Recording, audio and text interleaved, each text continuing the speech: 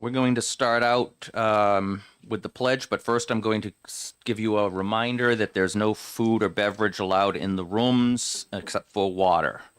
I've been asked, all the chairs have been asked to remind members of that. Just because we're in a different place, the same rules of the old building still apply to this building. No food and drink in this room unless it's water. And with that, who would like to lead us in the pledge? Oh. Okay. I pledge allegiance to the flag of the United States of America and to the republic for which it stands, one nation, under God, indivisible, with liberty and justice for all. Thank you, Vice Chair Willett. Looks like I have only 2 cards for the first bill. We'll start with the prime sponsor. Representative Appel, you're recognized, and I'm going to open the hearing on 1074.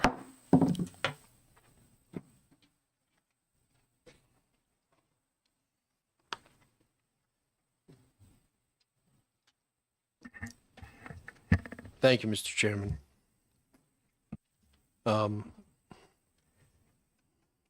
Chairman Spillane, Ranking Member Harvey, and honorable members of the House Fish and Game and Marine Resources Committee.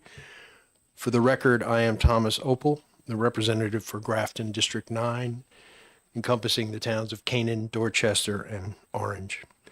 House Bill 1074 is a simple bill that seeks to support local businesses that provide a service to our constituents, as well as providing a service to the Department of Fish and Game and the state as a whole. My understanding from the department is there are 99 vendors that sell OHRV and snowmobile licenses. I believe there are 166 vendors that also do hunting and fishing licenses, but obviously there's probably a lot of overlap between those two groups. My understanding from a constituent who asked me about this bill is that when a customer comes in looking for a license, the vendor goes on the website, registers the sale. And then a few days after the first of the month, the vendor is required to go on the Fish and Game Department website to determine what they owe the state in terms of sales that month. And then they have until the 15th to get a check to the department. And this, as I say, my constituent, who I believe has submitted online testimony, owns a hardware store in the town of Canaan. She approached me last summer and said that this short time frame is 2 weeks, sometimes less than 2 weeks, depending on when the department has posted, can create an administrative burden for the business. Sometimes they're short-staffed, sometimes they're busy, and the turnaround can be a real hardship. For example, if a customer were to go into the hardware store on the 31st of this month and purchase a snowmobile license, she would have less than 2 weeks to get the information of what she owes the state and then turn around a check, which seemed really kind of burdensome. At one point, she said, apparently she took over this sale of these licenses from another business in town that was going out of business, and she believed that it was a service to her customers and took it over. But she has now gotten to the point where she's felt like she's not sure she wants to continue doing it. And the fact of the matter is, I think that creates a potential problem for the state if we have fewer vendors. In this case, for my constituents, it would be a real problem because probably the next nearest vendor is 20 to 25 miles away. So House Bill 1074, I thought would be a simple solution by extending the period in which vendors have to submit any collected fees to the state until the final business day of the month, giving vendors essentially up to 30 days after the close of the previous month, which seems not only reasonable to me, but it also seemed in keeping with sort of standard business practices. I mean, I think it's fairly standard for somebody to bill a customer and say, you know, you have 30 days to get it back to me. I understand from, I've had several conversations with Fish and Game Department, all of them very amicable. Was not trying to create more headaches for Fish and Game. It's obviously hunting and fishing. I overheard you, Mr. Chairman, about your constitutional amendment. Hunting and fishing is obviously an important activity, both for revenue for the state, but also just as an activity. I fancy myself something of a really, really amateur fly fisherman, and I don't get to do it enough. But at any rate, my understanding is the Fish and Game Commission has voted to oppose this bill because it will impose additional administrative burdens on the department. And I'm sympathetic to that. I know Fish and Game Department probably could use more support from the state budget than it gets.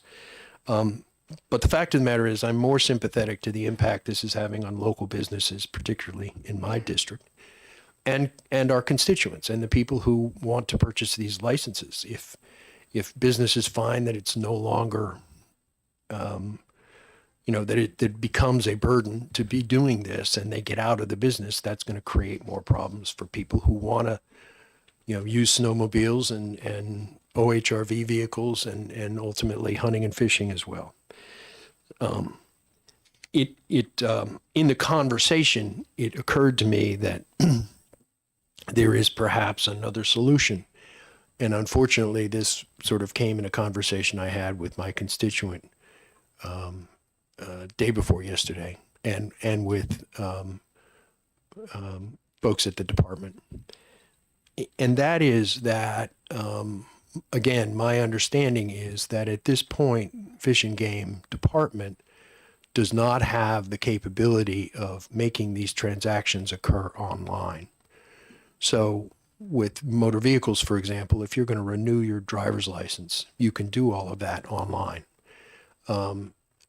Giving the department the capability, and again, I apologize, I don't have the numbers of what that would cost, but I can't imagine that it would be a huge expense. The state has numerous agencies that already have the capability to do online transactions. And so I think giving the department the capability to allow its vendors, either when they make the sale or at the end of before the 15th of the following month, to go in and make the payment online, my constituent at least said that would be great from her perspective. So I will also say that while I would appreciate an ought to pass recommendation, I understand that there may be several questions here. And rather than see this die, I would be willing to accept an interim study of some sort and try to work with Fish and Game to see if we can't come up with a solution that is both cost effective for the state, but also is effective and efficient for the vendors and for those citizens who wish to avail themselves of these licenses. And with that, as I indicated to the chairman, I have a Ways and Means Committee meeting going on right now, but I'm happy to try and answer any questions, and then I'm going to have to move on, and I apologize for that. Thank you for your testimony. Are there any questions? Vice Chair. Thank you for welcome and thank you for taking my question. Question is, just to clarify, so right now everything's due from the vendors by the 15th, and we want to change it to the 30th. When it's due by the 15th, is it just the paperwork's got to be in by the 15th, or do they have to have the check in hand by the 15th? My understanding is the check has to be in hand, and there is a fee, or there is a penalty if you're late. And just Representative, the legislation doesn't say the 30th. It simply says the last business day of the month. So that could fall on the 30th or the 31st. It might fall a little sooner, but it would at least give them, no more than another 16 days, let's say, from the 15th. Thank you. Any other questions? You are recognized. Thank you, Mr. Chairman. Thank you for taking my question. So I just want to try to understand this a little clearer. Right now, they have to make payment to Fish and Game by the 15th. and then they have to do it again the following month on the 15th. So that's roughly 30 days in between, a whole month. So how is changing it to the end of the month going to be any different? Because you're going to have 30 days between the payment schedules. Whether it's the 15th or the 30th, you still have 30 days. Well, thank you for the question, Representative. What would happen is the payment that is due on the 15th is for all of the transactions in the previous month. Okay. So, February 15th, you have to submit a payment to the state for everything from January 1st through January 31st. So that's the possibility that if somebody, if I were to go into Canaan Hardware, I can't remember what day the 31st is this week. Today's the 20th. This weekend, and say, hey, Robin, can I get a snowmobile permit? She would basically have until the 15th to submit that. And so the 15th of March, she'd have to submit everything, all the transactions for February. So it's really only at most 15 days. And sometimes if the department posts on the 2nd or the 3rd of the month, it's that fewer days. So that's the concern. Thank you. Thank you for the question. Representative Khan, you're recognized. Thank you, Mr. Chairman. Thank you, Representative, for taking my questions. Knowing that it's not easy to find another vendor that we're already serving, do you have any knowledge how much vendor makes percentage wise or dollar wise per license? I'm sorry, Representative, I do not. I didn't ask that question. Thank you. Any other? Yes, Representative, you're recognized. Thank you, Mr. Chair. I just wanted to clarify something. On this bill, if you follow down line 24, 25, it says that according to, back to Representative Ouellette, that the payment be made by that date or addressed and postmarked by the U.S. Post Office mail-in was before that date or on that date. Is that, am I assumed it's, if you Yes, mail it, it has to be postmarked by the last day of, business day of the month? no, it has to be postmarked by the 15th. With your bill, though? With my bill, it would have to be postmarked by the final business day of the month. Yes, sir. Thank you. Sorry. Any other questions? Seeing none, I want to ask you one myself. On the Fish and Game website, there is now online OHRV registration applications available online. Do you know, is that online registration application the same that we're talking about for getting in the store? Honestly, I'm not sure. Frankly, Representative, I'm relatively new to this whole process, but It's I think it is because it says the vehicle's not legally registered until receipt of the registration and decals come in the mail to you if you do the online. And I'll have more questions for the department on this one. But I just wanted to ask you because I didn't know if while you're sitting here you might be able to give me that information. I know that we did several years ago now pass a law that said that Fish and Game had to make the online registration of these a thing. And I've had a lot of constituents myself asking me why they can't do it online yet, because some people are going to Maine or Vermont to do it, to do their snowmobiling and such instead, because they can get it online and they can go. So I will have more questions for the department, but I thank you for your testimony, and I hope you have a good time in your other committee. well, a good time is maybe a stretch. But, Thank you. and I do have written copies. Pass that down to the end, and we'll make sure that I hope you have enough for everybody plus an extra one for the clerk. Well, I did 25. So I Okay, hope you got that- plenty. Okay. Thank you. Thank you.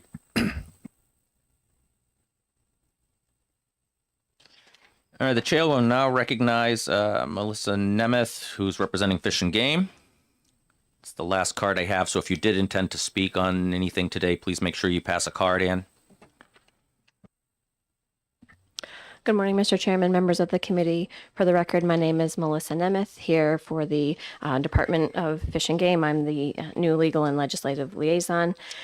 And as Representative Opel spoke about, we did have some conversations. And as it's written, the Fish and Game Commission does oppose this bill. the statement that the representative talked about, it by the 3rd of every month, each agent receives a statement from the department that outlines the fees that are due to the department, as well as the fees that they get to keep. To Representative Khan's question, in the current statute, the licensee gets to keep a $1 fee for each license that they sell and $5 for each registration that they sell. And so that invoice would break out that money. And they all sign an agent agreement with the department, which indicates that the money they're collecting, absent the fees they get to keep, is money they're holding in trust for the department. And I've heard a lot of conversation about the 15th of the month. The current statute actually says the 14th, just for clarification. The part of the challenge here that the department would face is if there's a delay in remittance of those fees from the agents, it delays the department's next steps, where it has to reconcile certain fees with the Department of Natural and Cultural Resources, as well as the Treasury Department. And those can't happen until everyone remits their fees. So that can kind of create a backlog for the department to keep up with its responsibilities. Thankfully, it's not a widespread issue with folks that are late. There are, as the representative testified to, there are approximately 166 licensing agents in New Hampshire, as well as 99 OHRV and snowmobile agents. And we do know that there's some crossover. I don't have the breakdown of how many of those agents do both of these functions. And we did a quick analysis looking at last year for October, November, and December. In October, for the licensing agents, there were 4 agents who were late with their remittance, 2 who were late in November, and 3 who were late in December. So taking an average, it's about only 2% of those that are late with their remittance. And similarly, looking at the OHRV and snowmobile agents, in October, there were 10 who were late. In November and December, so far, there are still some people that are outstanding. There's been 6 in each of those months. So we're talking about maybe 5 to 10%. And extending it by another couple of weeks, it tends to be the same agents who are late continue to be late, and then want to go past that next time frame. So it's unclear if extending that would resolve the problem that is seeking to be resolved here. With respect to the representative's suggestion of an online system for remitting the fees, that is a conversation he and I just had yesterday. So presumably there would be a cost associated with getting some kind of electronic system created to do that, which we just don't know right now what that cost would be. So the commission's position initially was opposition to this, as the representative indicated, but in talking with him this morning, if interim study would make more sense and be something that the department could continue to work with him on, that would be something we'd be willing to do as well. And with that, I'd be happy to take any questions. Thank you for your testimony. I will just advise you that interim study is not really a possibility. Now we're in the second year. So it would basically be the same as killing the bill and letting a new one get put in next year. Okay, thank you. Are there any questions? Representative Ouellette first. Good morning, and thank you for taking my question. Is it fair to say that I know the governor is very pushing for online registrations, as are many of the sportsmen, but is it fair to say one of the issues right now is with online registration that it's not instant? Because as you register today, I can't ride today, I don't have my decals. I have to wait those days till they come in the mail. And this is where the local agent has an advantage. I believe so. And I do have, Colonel Jordan is here as well. I think some of the questions he may have a little bit more knowledge on. So I don't have any more specific knowledge on that particular question. Thank you. I just want to follow on that really quickly. This last December, when I was down in Tennessee and I went duck hunting in Arkansas, I took advantage of something that we passed a bill on in New Hampshire to align ourselves with the new federal government electronic duck stamps. And even though they said they were going to send me my duck stamp in the mail, I still haven't gotten it. But I did hunt because they gave me a code and a a thing in the email that you just show. And I would encourage the department to not make people wait for their decals and registrations in the mail, to give them an electronic copy that they can use until while they're waiting for. And all it has to be is a simple email like I got that shows a paid receipt with a QR code on it that the agent can scan or what have you. It's much better than making somebody wait until the U.S. mail gets them their stickers and their things. And I think that we passed a law a few years ago that said that you guys had to implement the online registration. And on implementing the online registration right now seems half done, because you can do the registration online, but you still got to wait until the U.S. mail gets you your stuff till you're really legal. That's not fully online registration. So I'd encourage the department to continue down that path. Are there any other questions for her? Representative. Thank you, Mr. Chairman. Thank you for taking my question. This is current law in the bill, lines 27, 28, 29. This is more of a curiosity question, where it says the agent shall be assessed and pay a penalty equal to 10% of the amount due if they're late. Does the department actually assess that 10% penalty on the agents who are late in their payment? Yes. Okay. And there is a provision that allows for a waiver in certain circumstances too. So some agents do request that waiver, and that is granted by the department in a lot of instances as well. Thank you. Any further questions? Representative Khan. Thank you, Mr. Chairman, and thank you for taking my question. As we heard from the prime sponsor that he got approached by one agent, my question to you is there any request at the department, over the years to change these rules? Not that I'm aware of, but I've only been there for a month. So I can't speak to if there ever has been, but in my short time there, not that I'm aware of. Thank you. Representative, you're recognized. Thank you. And thank you for taking my question. As far as you know, whenever these individual businesses take or provide these registrations, they collect the money at that time, correct? Yes. Okay, so they have the money in hand at Yes. that point in time. That's it. Thank Yes, and their fee agreement does speak to that, and it also outlines that those funds are the department's funds and can't be commingled with any of their business or personal or other types of accounts. Further questions? Representative Tudor. Curious, when you say you send out a notification of what they owe on the 3rd, is that mailing or is that electronic notification? How does that work? Electronic. Any further questions? Seeing none, thank you for your testimony. Thank you. The chair will now recognize Colonel Jordan from Fish and Game and ask him what he wants me to check on this. I support the bill. I oppose the bill. I figured that was the case, but you didn't check. I did write the bill number in for you. Thank you. I wasn't planning on, as you can see, testifying, but you had some great questions that I wanted to address. So I just texted my OHRV coordinator, the captain, to find out exactly how many registrations we've had this year. It's a record year because of the snow, which is typical. If you get snow before the Christmas vacation, we sell a lot of registrations, and we've been getting it pretty steadily. In regards to the online, I think that's progressed more than you think. So of the hundreds of thousands of registrations that we sold this year, only 1,000 have been bought online. We're kind of surprised by that low number.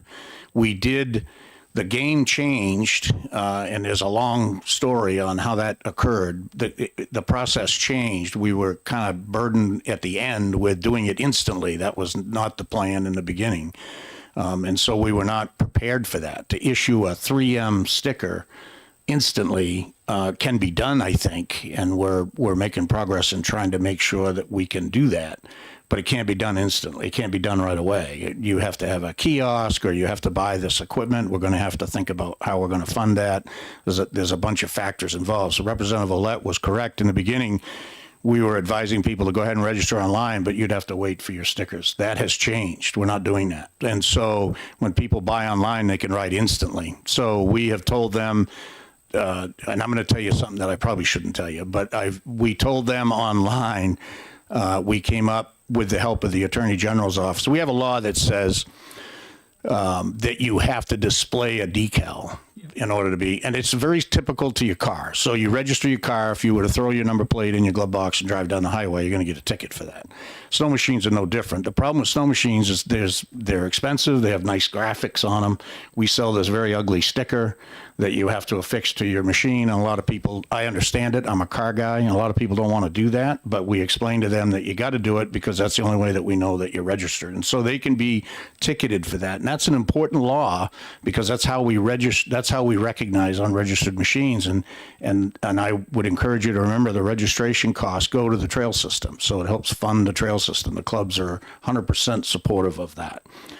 And so now I'm faced with a online registration as the colonel, an instant ride with no stickers, and a law that says we got to have stickers. So the AG stumbled with this a bit and decided that if we taped the registration, paper registration to the outside of the machine, that they would be legal. Because they are displaying a registration. The problem with that is you're riding in the North Country in snow, and that is not going to work. So we were not left with an option. I worried about the fairness of this to the people that were believing that when I register online, I can instantly ride. I didn't want them getting ticketed for that or stopped for that or harassed for that. I basically gave instructions to my field force this year to not stop people not displaying stickers for this year, to do your regular enforcement, speed enforcement, other stop sign violations, and then when you pull people over, check their registrations at that point, because I was fearful that we'd be running after legally registered sleds and injure people, possibly, only to find out later that they were in fact registered. So I think people got caught in that, people buying those registrations. I didn't think it was fair, so we're not enforcing that display. So they are able to ride instantly. The long and short of it is, the other thing that I've heard, I just had a lieutenant's meeting here last week, so I got kind of an update of how this was working. We're not having any pushback from it. Everybody seems pretty good with it. The other thing that they are hearing is they're getting these stickers from our agency within 5 to 6 days, which is surprising, quite frankly. I didn't think it would go that quick. And so the way it works, if you went out right now, registered your machine in the parking lot, you could ride your machine instantly. Your stickers would be mailed to you, and they're getting there within 5 to 6 days. In the future, we're looking at, the director is working very diligently to try and figure out how we can produce the sticker at the same time. And I've stressed to her the sticker has to be the quality of sticker that 3M makes, or they won't stay on the machines. We've gone through this in years past, trying to save money. They blow off. We get into this whole failed to display issue, and you can't really ticket someone because a sticker we sold them blew off. So we're trying to come up with a way to get the quality sticker that we need instantly, which I'm confident will happen. It won't happen this month. It's going to take a little while to get this together and find a way to fund it, but I'm confident it will happen. In the meantime, I think we've come up with a fair way so that we're not setting people up to fail. They are allowed to ride. The only concern I have is the public understanding that we're not stopping people regularly for not displaying those decals, because that'll encourage people to put the decals in their pockets that actually have them. So, but I don't know any other fair way to do that. So that's what we did. Thank you for answering those questions. I know we got a little off topic from the actual bill itself. Yes. I just will also point out, though, that the article on your website, says October 2nd, 2025, and it still says under the first bullet item that the vehicle's not legally registered until you receive the registration and decal via USPS. So it does not tell them they can ride instantly. Yeah, it does online. Now, to go back to the original bill, Yep. do you have anything to add to the question about whether the date can be moved or extended? The only thing I can tell you is that we're working on one now that's in arrears. We're constantly chasing some of the dealers, not constantly, but quite often chasing some dealers that failed to turn in this money on a regular basis, and we feel that extending this is only going to exasperate that. We're currently working on one that is in hundreds of thousands of dollars in arrears.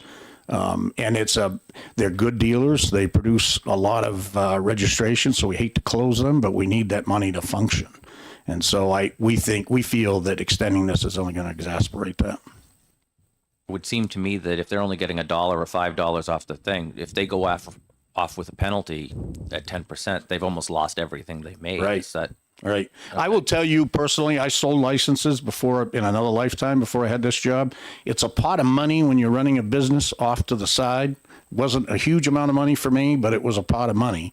And in the winter months, when the heat bill came in and I didn't have the money to pay it, it was tempting to go in there and just, I'll take 50 or $100 out of this, and by the time I mail it to Fish and Game, I'll make it up. And I think that's what happens sometimes, and they don't make it up. And I think extending that time is only going to exasperate that problem. All right, thank you. Are there any you. questions for the Colonel? Seeing none, thank you Thank for your you, sir. testimony. That was the last speaker we had signed up or who turned in a card. Is there anybody else in the audience who wishes to speak at this time? Not seeing anybody, I will close the hearing on HB 1074. We have a few minutes, committee, before we can start the next one. It's not supposed to start till 10:45.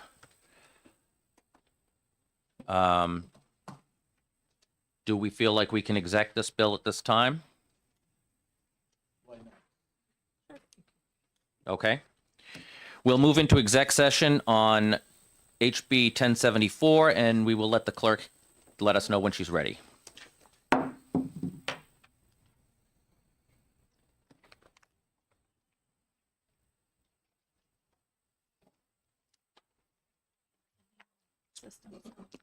The exec's supposed to be on the back of the, for each one. She just explained it to me before you showed up, that's all. That's why Jim makes big money. I do not know.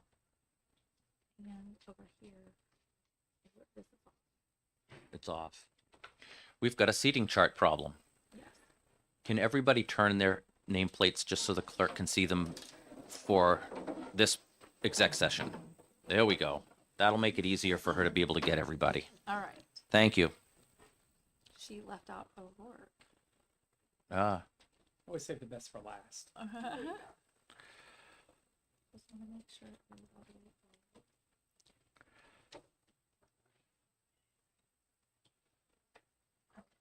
all right. And so we're in session and ready. I am going to look for a motion from Rep. Boulette. Thank you, Mr. Chairman. I make the motion of ITL. Okay, we have a motion of ITL. Is that seconded? Second that, Mr. Chairman. Seconded. Any discussion on the ITL motion for this bill? Not seeing any, the clerk can call the roll. Thank you. This is on HB 1074. Vice Chairman Ouellette, Yes. Representative Khan, Yes. Representative Smith, Yes. Representative Tudor, Yes. Representative Murphy. Actually, Murphy is out. Representative Aldrich, Yes. Representative Durkin, Yes. Representative DeVito, yes. Representative Harvey, She's Out. at the moment. Representative Fox, Yes. Representative Lovett, Yes. Representative Jacobs. Yes. Representative O'Rourke. Yes. Representative Pearson. No. Representative Stone. Out. Did I get everybody? Not me. Oh, and Chairman, I'm so sorry. The chairman votes yes. All right. We have one, Are we okay with consent on this? Anybody object to consent? No objections. We'll put this on the consent calendar. 12 yeses, 1 no. And make a note that Murphy is replaced by Alexander. I think there's a sticky on the front of your pad for that. Okay. One comment. Yeah, before we close, I made the motion, I'll do the majority report. Representative Pearson, would you do the minority report? Just a reminder, there does not need to be a minority report, but if you feel like you want to write one, you can. A minority report is not required. So you could always say, I don't feel I need one at this point. It's not a requirement. But the majority report does need to be done by the end of the day. It was 12 to 1. You're very welcome. Okay, we exit exec session on 1074. We still have a few minutes. If anybody needs to use the restroom, I'll remind you that it's through the Department of Justice in the lobby. That's our only place, unless you want to go to the second floor, and then it's over in the Department of Agriculture in the lobby. Yep. Yep. Okay.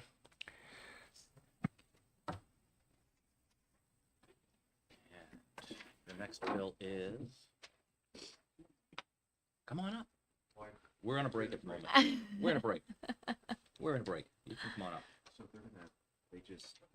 Moved it to the 4th. Yeah. Yeah. Okay. Perfect. I talked to the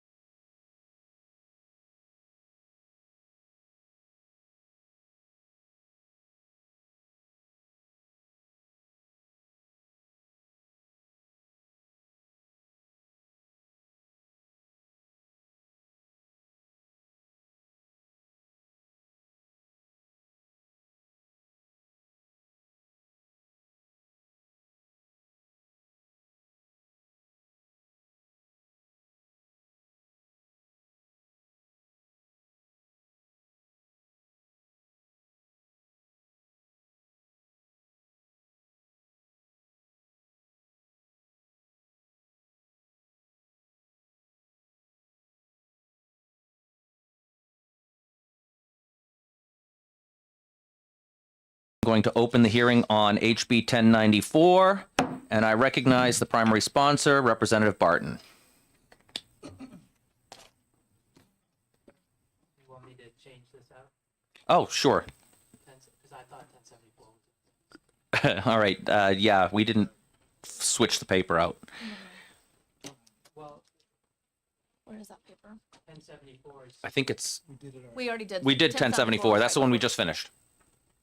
Oh, I thought that was at 1045. No. 10 o'clock was 1074 Finished 1074. Why couldn't I speak to it? because we have to start your bill at 1045. It's in the calendar at 1045. We're not allowed to start before we start your bill at 1045. So we just opened your bill. It's 1094 is your bill, and it starts at 1045, which is now. And so we need to swap the paper out. But we're on track. We're on schedule. The whole stack of them is there. But Rep. O'Rourke, could I ask you to swap those out when we had done? Thank you so much. You're very close to it, and the clerk is not. I don't want Rep. Durkin getting confused with his numbers.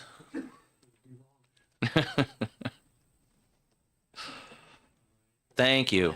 Thank you, Representative. And we are waiting to hear from you. Turn on the microphone. Representative Joseph Barton, representing Grafton District 1.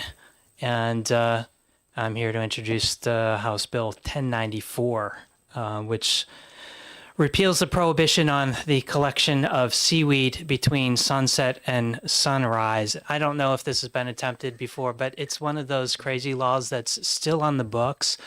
And I'm all about less government and less regulation, especially with stuff like that. I don't know how many people, you can ask me questions about the history of this and why it's on the books.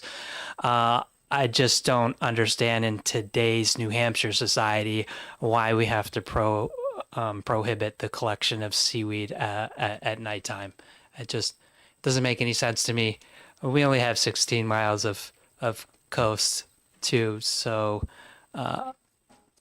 I think this is one of those bills that we get made fun of as a state, and we should probably, I think it's time to scrub it from the books.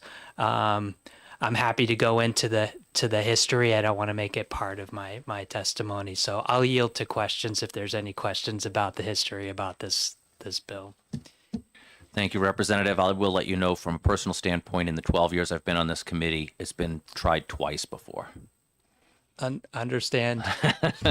So, are there any questions for the representative? Representative Durkin. Thank you, Mr. Chair, and thank you for taking my question. Okay, so what is the reasoning for not being able to collect seaweed between sunrise and As I understood it, seaweed was used in fertilizer a long time ago, and there was unfair competition in collecting it for that use. So certain people could get it at nighttime, and the people that also wanted to use it couldn't. And I think tides had played into the collection as well. Follow up? Follow up. Yeah. So was there a bag limit? I don't think in the statute there's a bag limit, but we do have only 16 miles of coastline unless we get our shipyard back. And we might have a little bit more seaweed to collect. Thank you. Any other questions? Representative Pearson. Thank you. Why this bill now? Because this is my first term, and I wouldn't be able to introduce it, at least not in a way that I could be effective at introducing it. As the chair said, I guess it's been tried before. Why it was defeated, I don't know. Follow up? Follow up. Thank you. But why go after this now? Is this just a matter of let's get rid of a regulation and move on? Or, I mean, is somebody asking you that wants to harvest seaweed at night? Why? The why is because I've been made fun of for being a legislator and having this law on the books, among others. So I'm all about putting one law in the books and getting rid of two and reducing the size of government and cleaning the books of just stupid stuff like this.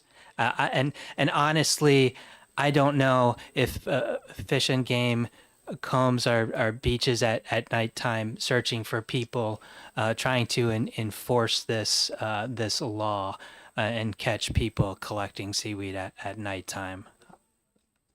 I guess that would be a question from the friends behind me. Thank you. Thank you. Any other questions?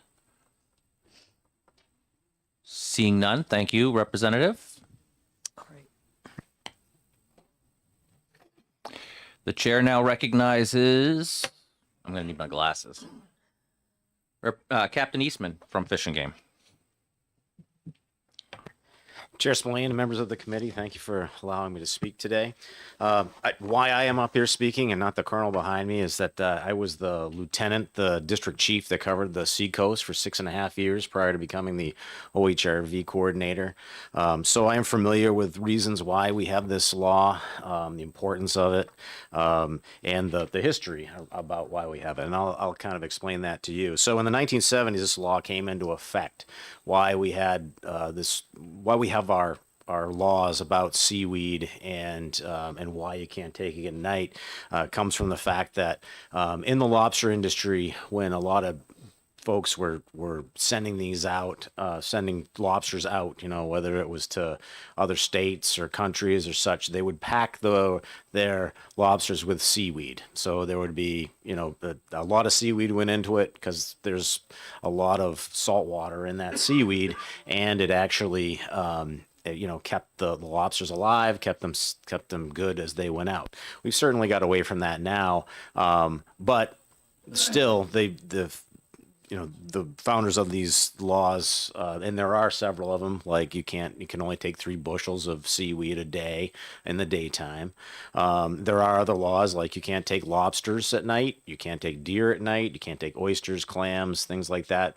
And really a lot of that history was because of enforcement.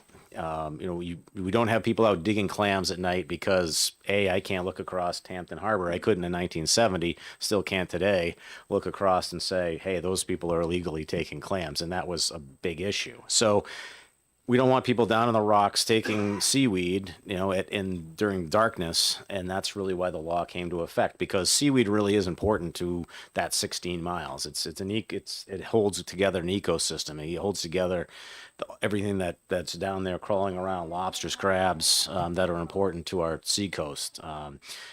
Striped bass come here to eat the crabs and the little fish that live within that seaweed. So we don't want it all taken away, so that goes on to those other, those other species. Understand, move forward from 1970 to now. Why is seaweed important? Not only ecosystem, but seaweed cultivation is a $25.23 billion industry. So it goes into food products, animal feed, pharmaceuticals, and all other applications. So it's very important for us to be able to enforce that, because, if your seaweed aquaculture isn't going so well, you're going to go someplace else to make sure that your business stays afloat. And we don't want that to be the harvest of our native seaweed. So really, there's like 4 or 5 laws that go along with this, with the sunrise to sunset clause in the seaweed laws. So this just isn't a standalone, like the 3 bushels, like I said before. So that's why the commission is in opposition to this bill, and why I'm here to explain that to you today. So Thank you. You will take questions, I assume? most certainly. Do we have any questions? I've got one. How many times do you stop somebody for violating collecting seaweed at night? And how much of the seaweed is actually collected even in the daytime these days? So a lot of I've never issued a ticket for this. Certainly, while I'm out there checking fishermen, we do check fishermen at night on the beaches of coast of New Hampshire, and that's mostly striped bass fishermen. But I can say that while I'm out there, I'm certainly looking to see if someone's down there collecting seaweed, collecting shellfish, more of the shellfish side of things, because it's very important that people aren't out there digging clams, taking oysters, because they can get sick, if they don't take them in the right times. Saturday, generally in Hampton Harbor, it's open on Saturday, and that's because DES has said it's okay to go down there and take that. So certainly I haven't seen that. I've certainly found people with shellfish. And then there was a second part of your question I think I missed. How much are they collecting in the daytime these days? A lot of what I see is above the high water mark. People will collect it, and it's just for their gardens. They're collecting 3 bushels to put in their garden. It's great fertilizer, and that's when we saw them collecting it. And sometimes we'd see them go down and take the stuff that was below the high water mark, and we'd have to ask them not to. But we didn't issue any tickets for it at that time. Thank you. Are there any questions? Seeing none, thank you for your testimony. Thank you. Is there anybody who has not handed in a card that wishes to speak on this? Not seeing anyone, I'm going to close the hearing on HB 1094.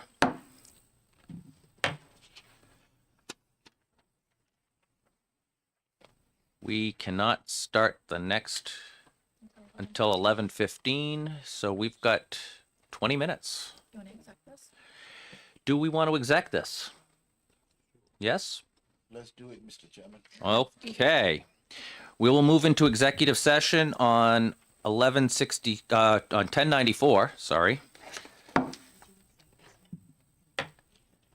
And I will look for a motion from Representative Durkin. I make a motion to ITL. We have a motion to ITL. Is there a second on that? Representative Tudor seconds it.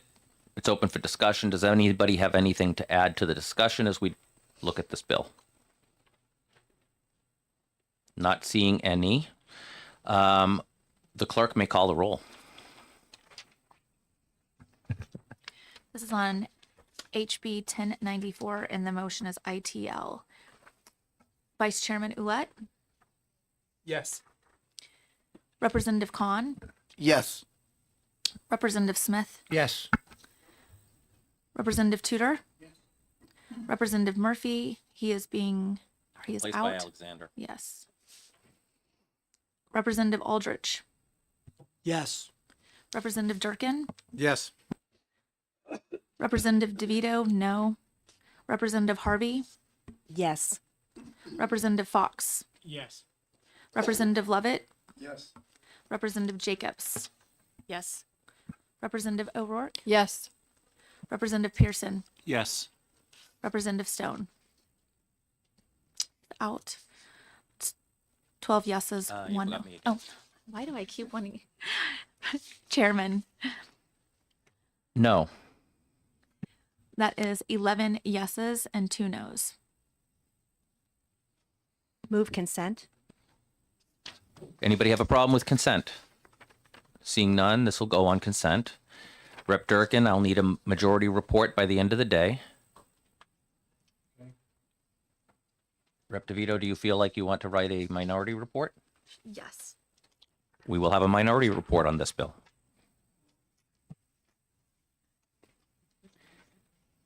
And everybody gets a 15-minute break.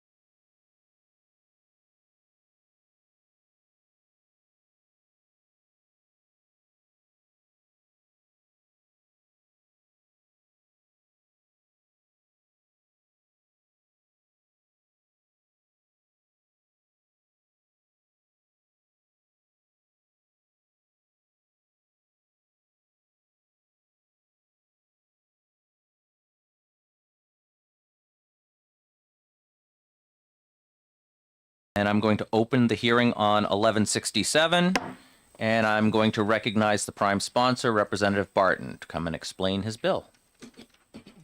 Thank you, Mr. Chair. Thank you, Representative. Well, this is the second piece of legislation that I'm introducing that my friends over in Maine make fun of me for. Certainly, you can collect seaweed all you want in the great state of Maine and its 3,000 miles of coastline, but don't do it here. Also, ferrets. You can't even take them hunting with you in the state of New Hampshire. It's been outlawed for a long time, and I think it's one of those outdated, antiquated bills that, again, we get made fun of for being on our books, and it ought to be repealed in its entirety. I can go into the history. I think I'll go into the history. So ferrets, typically the polecat or the black-footed ferret, were trained to use for hunting. And I'm not sure exactly why this bill prohibits taking your pet ferret hunting with you, but they were used to flush out rabbits back in the day. Farmers also use them to get rid of pests. Since COVID, there's been a huge decline in ferrets as pets because they were carriers. So even domestic ferret ownership, which aren't used for hunting, the ownership has declined significantly. But you can't even bring a domestic little furry guy with you if you want to go hunting for deer. I think this is one of the silly laws on our books that ought to be repealed, and we're the only state that I'm aware of that prohibits taking ferrets hunting with you. So I guess you want to take your pet ferret hunting, you could just go over to Maine or Vermont or even down in Massachusetts. With that, I introduced this bill because, again, it's a silly law. Take it off the books, and I hope the recommendation of the committee is ought to pass, and I'm happy to take questions. Thank you. Are there any questions for the representative? Representative Lovett. This is fascinating. I'm learning a lot. Do you know anybody that hunts with a ferret? I don't. I do know people that own ferrets, even post-COVID. They don't use them for hunting. Yeah. Thank you. Thank you for taking my question. Any other questions? Representative Harvey. Did you realize that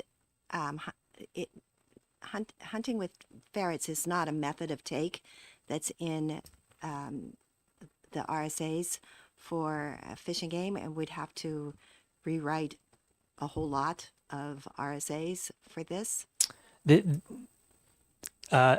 Yeah, so this bill doesn't authorize, there's a misnomer in this where it says authorizing the use of ferrets for hunting. This bill does not do that. This doesn't introduce any new statutes. It just gets rid of the one that prohibits you from taking your ferret hunting. If it's still unlawful to use the ferret for hunting, I guess then we're covered. You're covered. But if you have a pet ferret and you want to take it hunting with you, you ought to be. You should. So again, I'm not introducing legislation to enable ferrets for the use of hunting.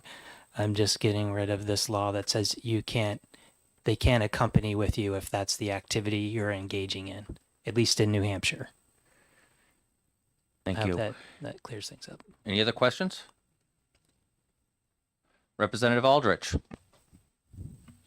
Can you use them for like fishing? I'm not aware of any legislation or RSA that prohibits the use of the transport of ferrets to and from fishing. So as far as I'm aware, you can take them fishing with you.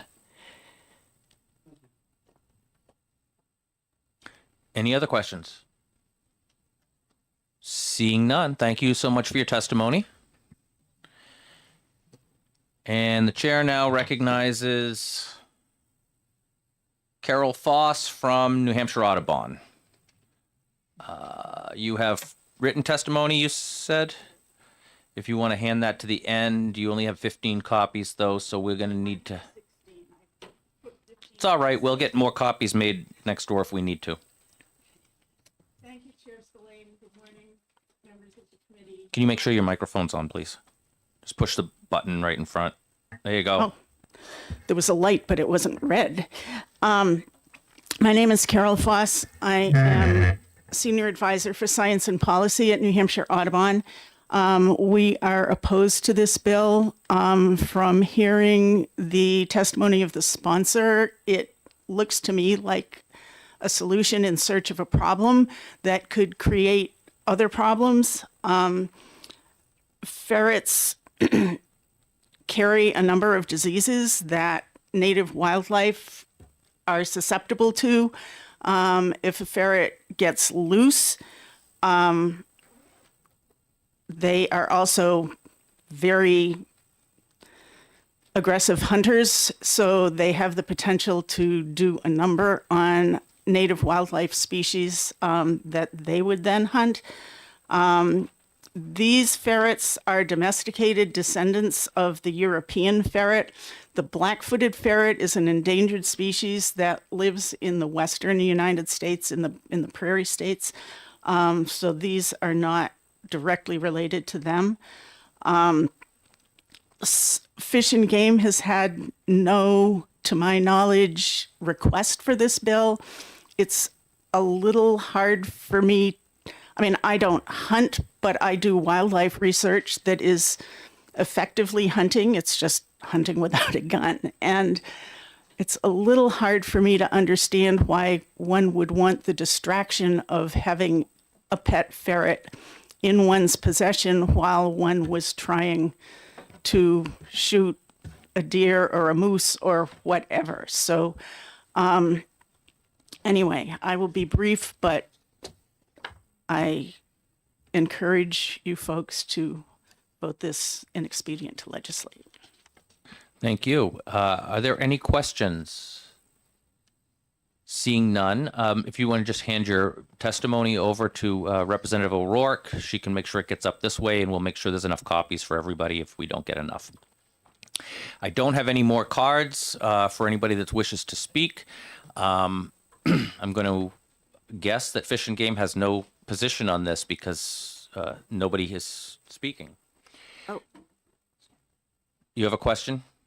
I attended a Fish and Game meeting where they said whether they were in support or not. I can report what I heard at that Fish and Game. Fish and Game is here, and I think that if they were Okay. told to testify in one way or another, they would. Okay. Do you want to hand in a pink card after you're done? Yes. And I will recognize Dan Bergeron from Fish and Game. Thank you, Chairman Spillane. Dan Bergeron with New Hampshire Fish and Game. I'm the chief of the Wildlife Division. Representative Harvey is correct. This was taken up by our commission. They did vote to oppose the bill. I had come and signed in his opposition. I wasn't planning to testify, but I'm happy to answer any questions that you may have. Great. Does anybody have any questions for Fish and Game? We'll start with Representative Durkin. Thank you, Mr. Chair. Thank you for taking my question. Why are they opposing it? Similar to Carol's testimony from Audubon, our main concern would be that this is kind of a pathway towards a season. It seems like that is not the case. However, I would agree that this does seem like a solution in search of a problem. I'm not sure why anyone would want to have a ferret with them while hunting, because again, you're trying to be quiet when you're in the woods. That's in large part why we wanted to come and hear the sponsor introduce it. There are some concerns if a season were to move forward, but that does not seem to be the case. However, it would make it that much easier for a season to be proposed. I will say we've never had a request from any of our constituents to initiate a season. Our concerns with that would be the administrative cost for what appears to be little to no constituents that are interested in this. There are some disease concerns, and again, these, as Carol had pointed out, these are domesticated ferrets, so they're not really suited for for hunting the same way some of those European ferrets would be. So those are kind of our overarching concerns with it. But I was pleased to hear that the rep was not looking to create a season, more just repeal the existing law. But I'm not sure if anyone cares to bring a ferret deer hunting with them or Follow up.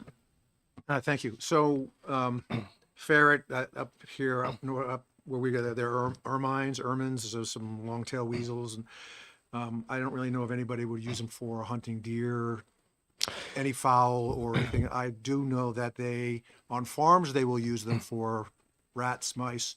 Is that hunting? Is that included in hunting? that would not be included in hunting. So there's different rules and regulations that kind of revolve around protection of property, which livestock would be. I'd have to check with our law enforcement division specifically, but that would be kind of outside your typical hunting under regulated seasons. Representative DeVito. Thank you for taking my question. How many tickets have you written of people bringing or hunting with ferrets, let's say in the last 10 years? Thank you for the question. That would be a better question for our law enforcement division. Off the top of my head, my guess would be that probably none. And I saw a nod from the colonel, so I think there's none.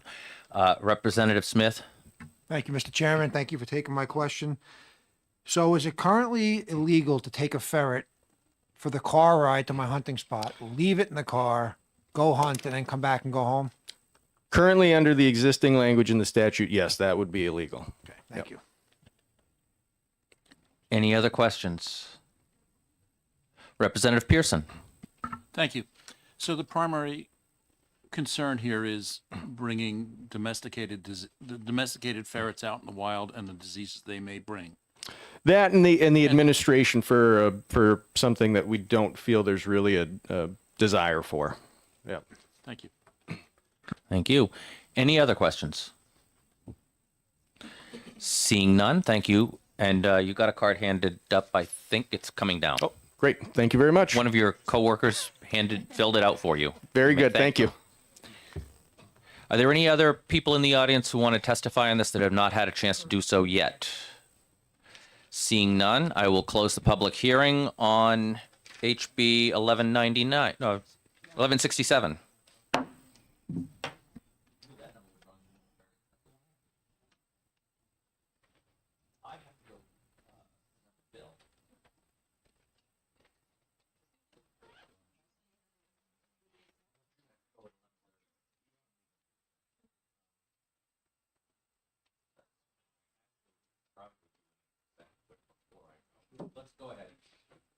All right, we'll move into exec on 1167.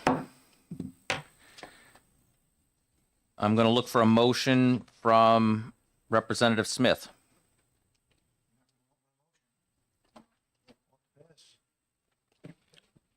We can take your motion and see if we get a second. Thank you, Mr. Chairman. I make a motion ought to pass on Bill HB 1167. I'll second that. We have a motion of OTP with a second, and that's open for discussion now. Does anybody have anything to add to discussion? You're going to go ahead, and I'm going to turn it over to him because I got to go down to my bill.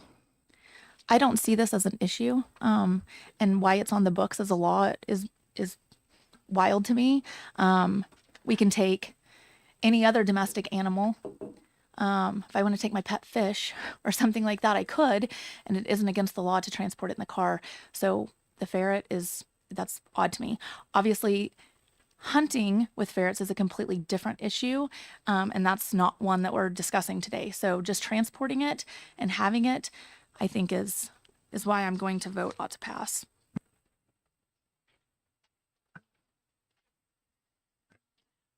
Okay, we have a motion. You have a comment over there. Oh, I'm sorry. Representative Fox. Thank you, Mr. Chairman. My only thought is you could very easily after the fact say, I brought it with me and it got out and basically wind up hunting out of season or hunting with a ferret in an unauthorized manner simply because you had it there. But I see your point, obviously.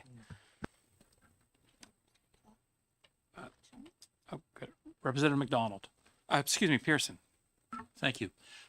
Just as a clarification, the representative said this is not about using ferrets for hunting, it's just for transporting them, but it says here specifically an act enabling the use of ferrets for hunting.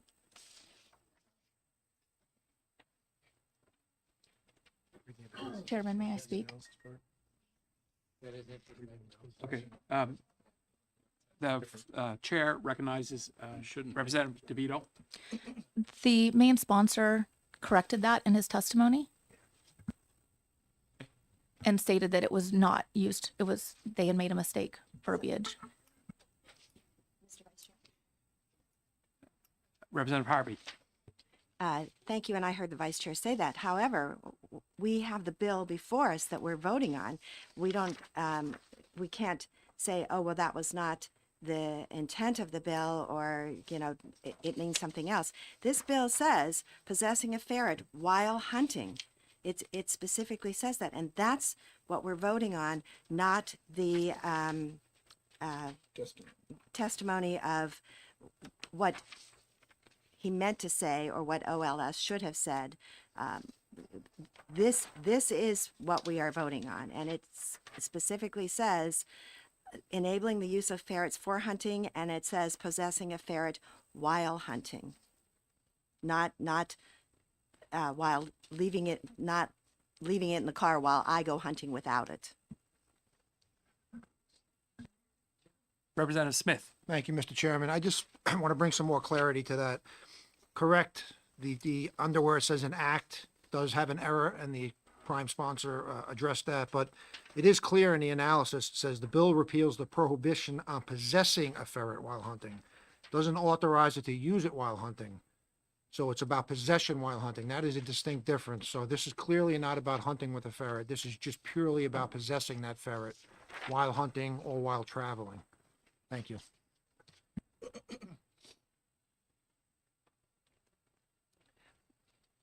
My opinion, we have to act on the bill as introduced. There has not been an amendment. So right now we have a motion on the floor of ought to pass with a second. Is there any other discussion? Representative Lovett. Thank you, Mr. Chair. Yeah, I would just like to read again one of the paragraphs from the New Hampshire Audubon, which has me concerned about an issue of a ferret of a particular species being introduced to an ecosystem that may not be able to support and stay healthy as a result of a ferret being brought into that natural place. Issues associated with this practice include the risks of ferrets spreading diseases and parasites or getting loose and preying on native wildlife. While rabies vaccination of pet ferrets is required in New Hampshire, these animals can also carry and spread distemper, influenza, ringworm, salmonella, giardia, and very fancy Campylobacter. So I don't know. I do think it seems like it's a solution in search of a problem. Thank you, Representative Lovett. Representative Tudor. Yeah, I just think that that risk is there, whether it's a pet or whether it's out there with you, it's out the back door of your house and goes running into the woods. You have the same risk as whether you took it out there with you. Thank you. Any other discussion or comment? Want a caucus? Okay, we will recess at this time for a caucus to discuss HB 1094. 5 minutes? 10 minutes? 5 minutes. 5 minutes, thank you.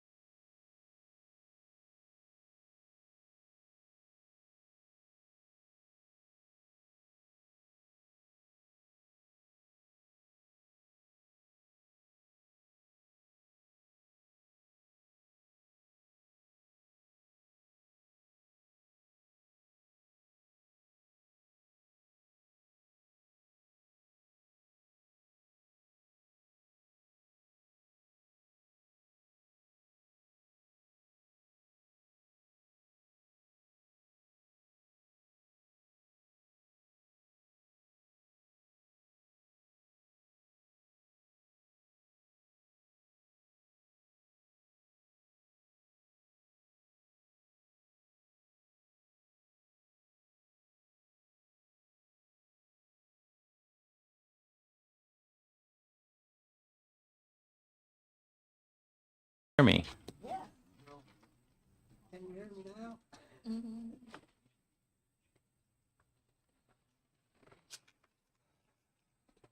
I'm not seeing him turn the camera back on. Oh, here we go.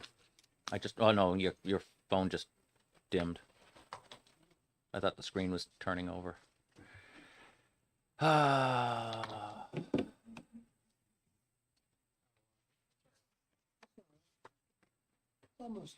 Representative Durkin, you want to run down to the last room on the right and let our committee researcher know that we're going to come back from caucus, and he can turn the camera on?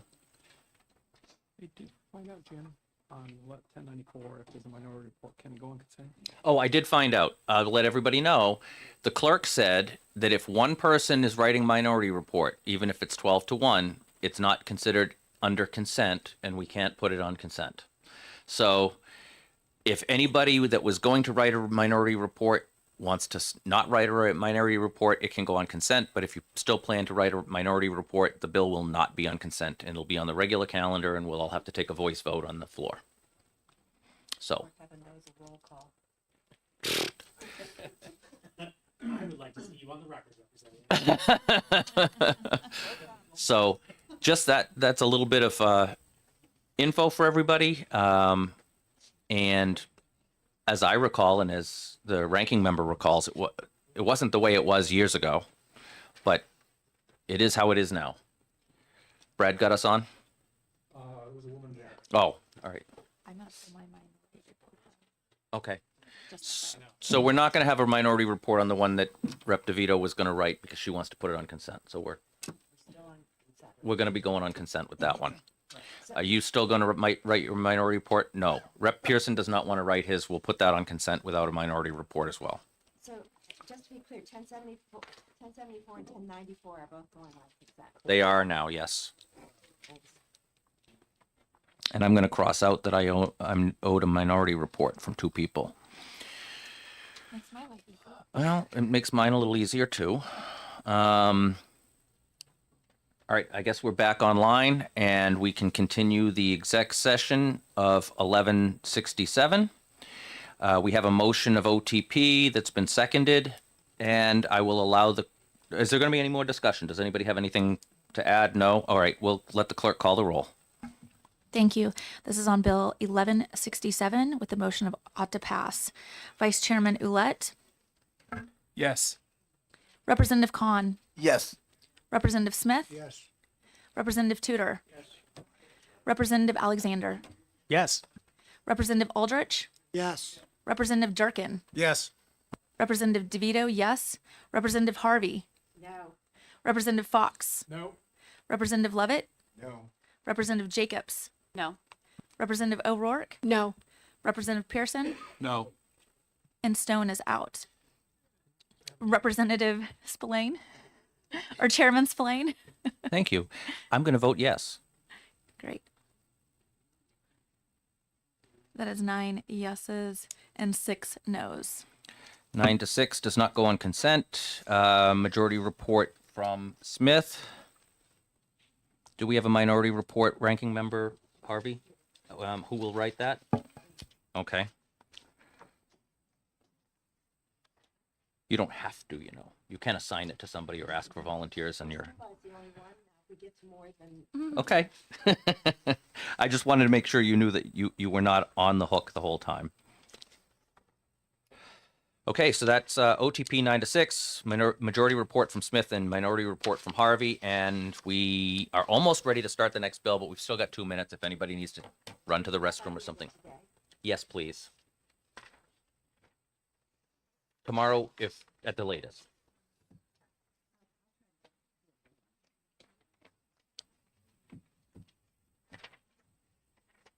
We've been pushed because we've got so many bills this year to get as many of these done on the same day as possible. Thank you, Representative O'Rourke. You're catching it in time.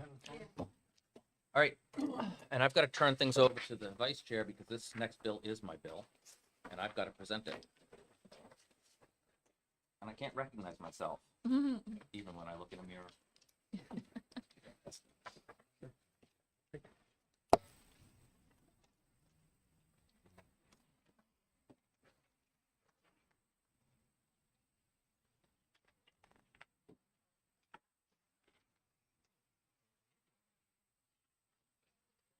It's not on the schedule.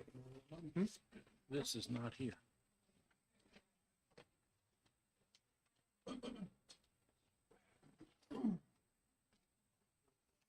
No, it's 1199. I'm looking at the wrong one. My mistake.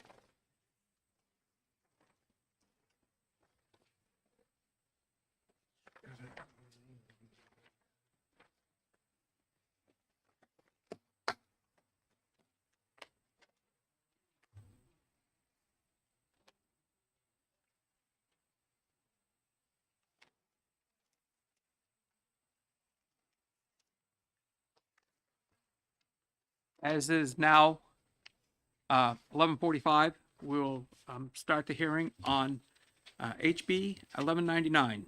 We'll start with our sponsor, Representative Spillane. Thank you, Mr. Chairman, members of the committee. I am here to present HB 1199, which is a bill that came out of a special committee session that we ran about 2 summers ago at this point, on investigating the long-term funding of Fish and Game. One of the things that came out of that as a finding was the fact that other departments were asking for Fish and Game resources to do things, but they were not reimbursing Fish and Game for the use of those assets, whether they be people's man hours or the knowledge and technology that they have, etc.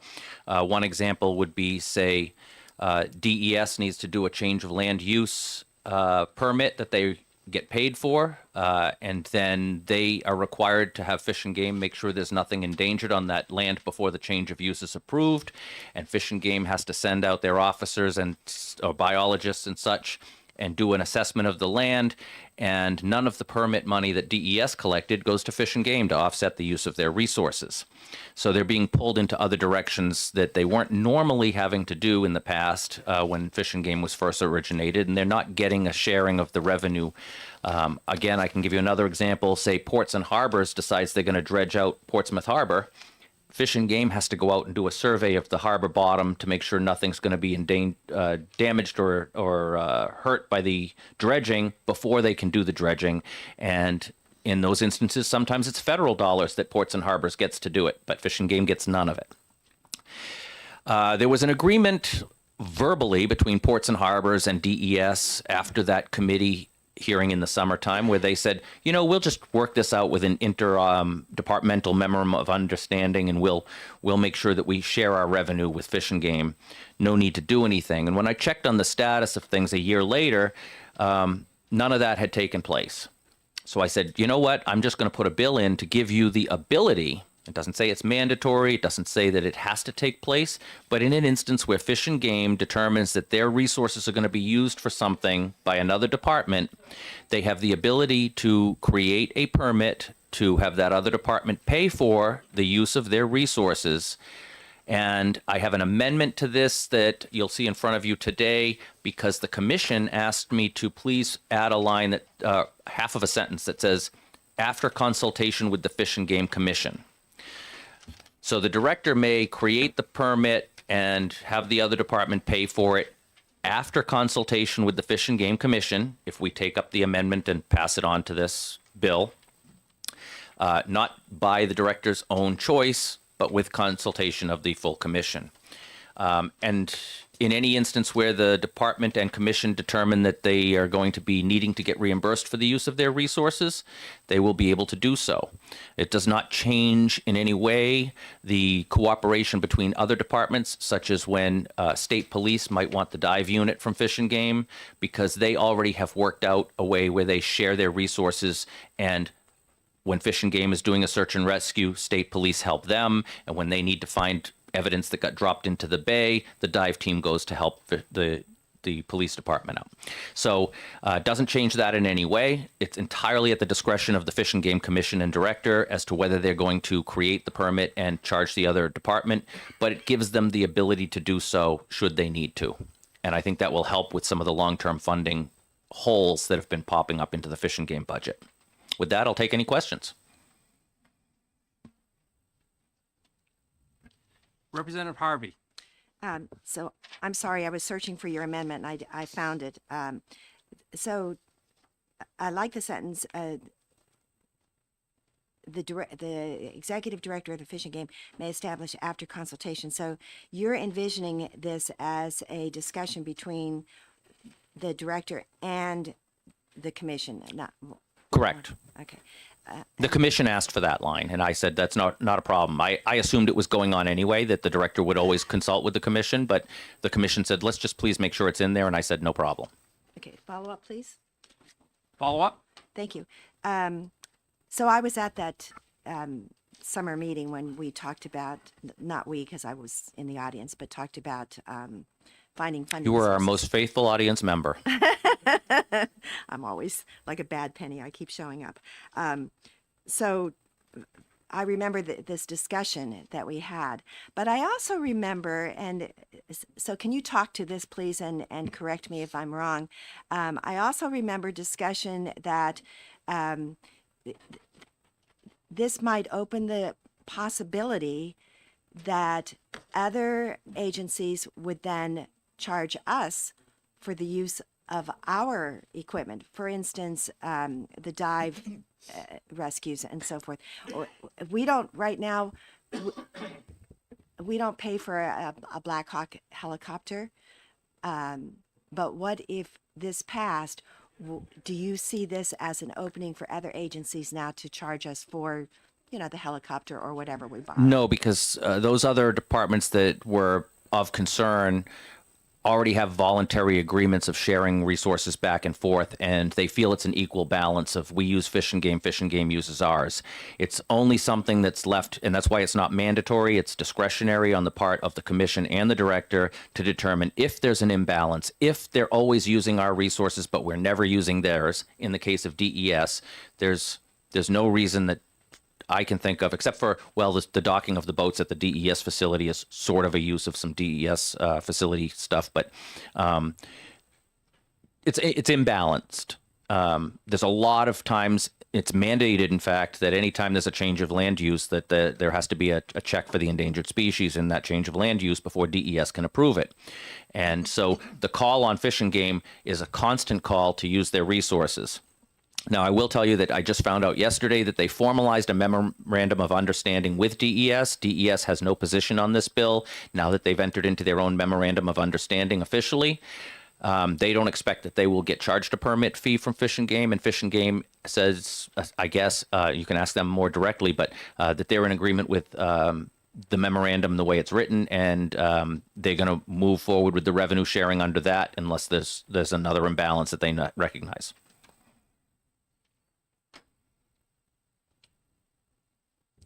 Representative Smith.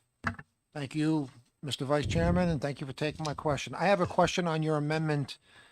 I don't know if your intention is on this, but it says the executive director of the Fish and Game Department may establish after consultation with the Fish and Game Commission. Does that mean, because that just says about a consult, not approval. Is your intention for consultation and approval, or just a conversation about it? The language that's in there is exactly what the commission said they wanted. Wanted to make Thank you for the question. Thank you. Representative Khan. Thank you, Mr. Chairman, and thank you, Representative, for taking my question. The fee or the how big is the number that Fish and Game is losing? It's entirely up to them. That's left open and ended. It's the same way they set hunting fees and all that. Now they would set the fee based on the amount of resources that were needed and that, like, or maybe set a flat fee for a certain type of job, but it's all up to the commission and the director to determine that. Follow up. Thank you. What I wanted to understand that the currently how big number they are losing, is it a big number or, I would ask them, but in the special committee hearing, it was a pretty big number but they could not capture an actual amount either, because the way that their bookkeeping is currently being done, it does not specify whether an officer's time on duty or a biologist's time on duty is spent in the field for another department or spent in the field for themselves. And it was one of the things that we also has a finding is that if they want to come back and ask for general fund money in the future, they need to better account for where their employees are spending their time and on what projects they're doing it, because right now that's not captured in their bookkeeping.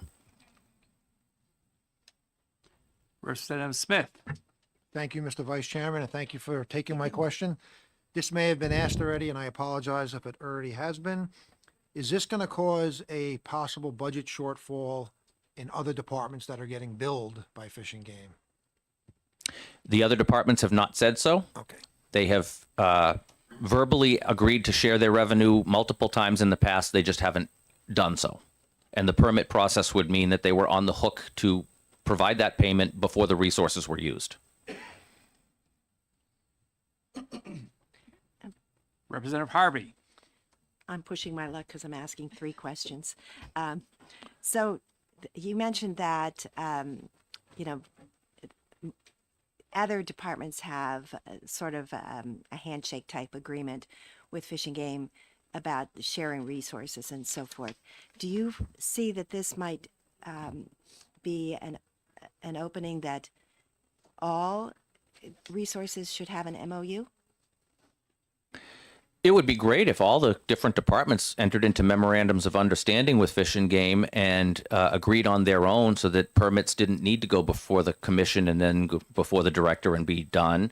That was my hope coming out of the special committee hearing in the summer 2 years ago, but none of that happened. And 2 years later, we're still not getting any revenue sharing from those departments when Fish and Game resources are used. So this just gives another tool to the toolbox, or arrow to the quiver, if you want to keep it Fish and Game related.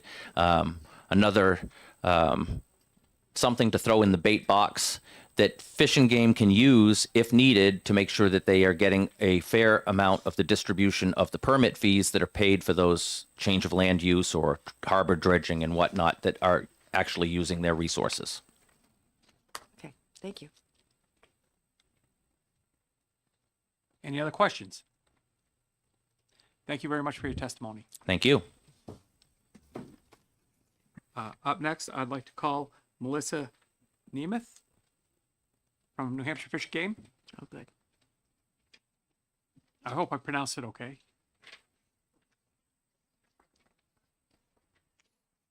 You did great. Good afternoon, or I guess it's still morning.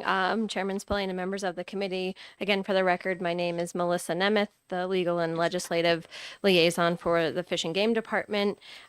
And we are here in support of this bill and the amendment that was put forward by Representative Spillane. The addition of the language that he spoke about to answer one of the representative's questions, that is straight from RSA 20610 that requires the director, prior to establishing any fees, to consult with the Fish and Game Commission. It does not say approval. It does use the word consultation in the statute.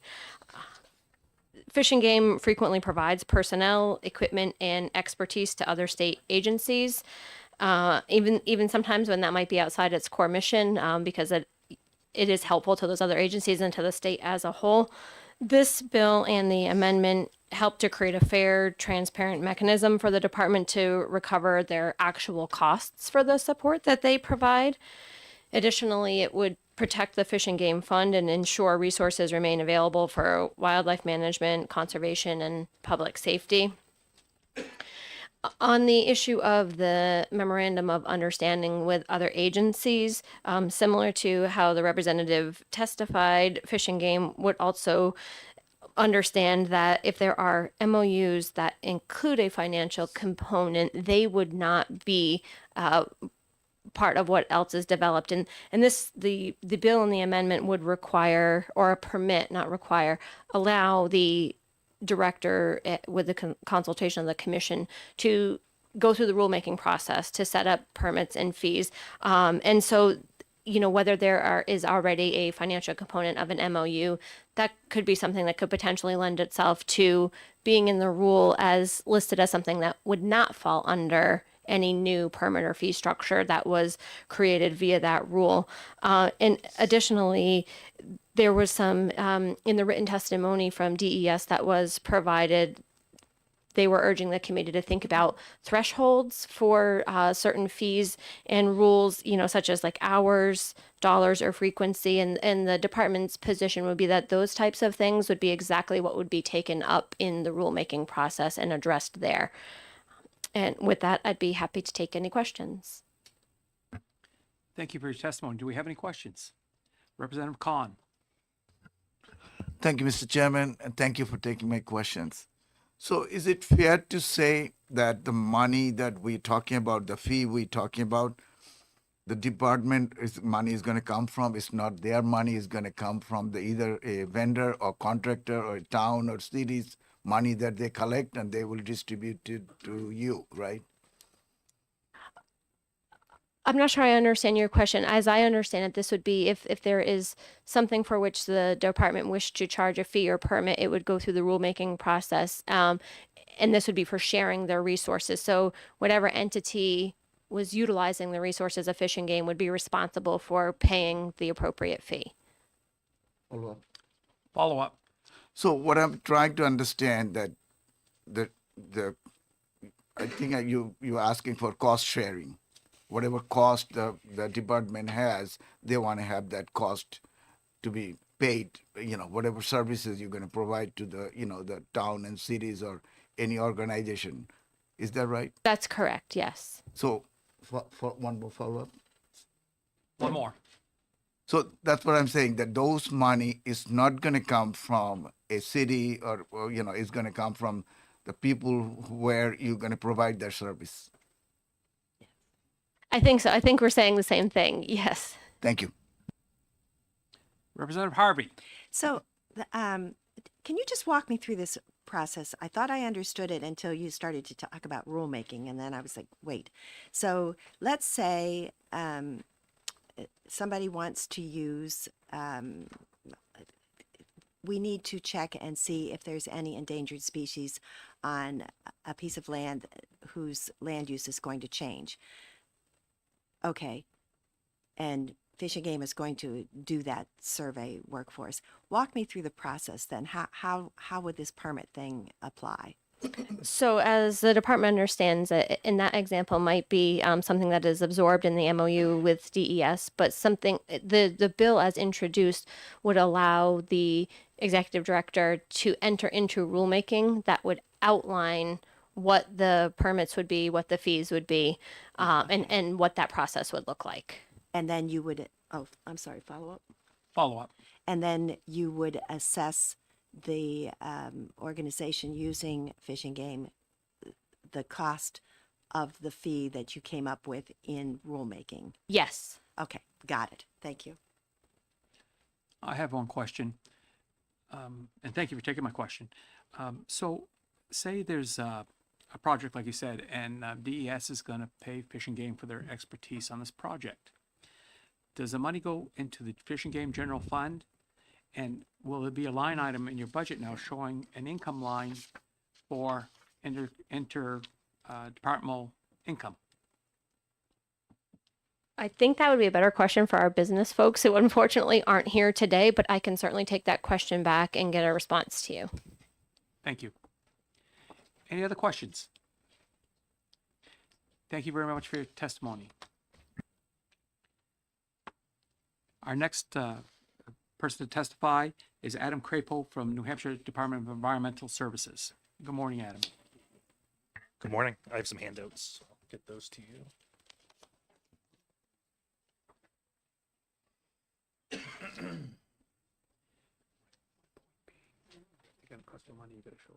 Oh, yeah. There's a lot of changes that need to be made.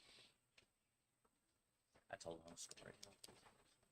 It's a tough road to hoe right now. Mr. Chair, Yes. does this paragraph not answer his question? That's the non-germane amendment that is being heard next week. Okay, so that. That's a different Okay, that whole, might answer his question. Okay, yeah, got it. whole different thing. Okay, thank you. Good afternoon, Chairman Spillane, members of the committee. My name is Adam Crapo. I'm the Assistant Commissioner at the Department of Environmental Services. I'm here today to express we take no position on this bill. We understand the plight of Fish and Game's financial. They don't have a whole lot of revenue coming in, and obviously there's a need for additional revenue for that agency. What I passed out to you is our testimony, and it outlines some points that I'm going to cover right now, but I also handed out a copy of our MOU, which is on the executive council agenda today.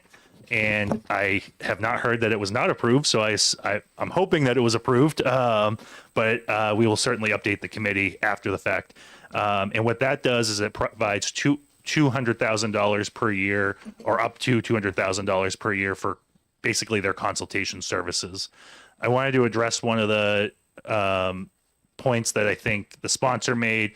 This took a while to come to fruition for many reasons, but the simple version is the governor in her budget last year really changed how these threatened and endangered species reviews are done. We 3 positions from Fish and Game and 2 from DNCR were transferred to DES as a result of that change in the budget. And so that required everyone to go back to the drawing board and make sure that the funding was being appropriately allocated, and that the MOU specified what all the new requirements and duties were under the changes that were made. So we're sort of agnostic on this bill, but some of the points I wanted the committee to consider are: one, obviously we have an MOU with Fish and Game. Our only concern is we would want, if you were to pass this bill, that to exclude programs or agencies that have an MOU with Fish and Game already. We're hoping that satisfies the requirements of this bill, and we don't expect the executive director or the commission to charge us for activities that are done within the MOU, but want to make that clear within the bill. The other thing that I wanted to bring to your attention is that it has no financial minimum. And so we are somewhat concerned that, what I don't want is a chilling effect, right? We're just one state agency that Fish and Game interacts with. They interact with many other state agencies, and I can't speak to those interactions.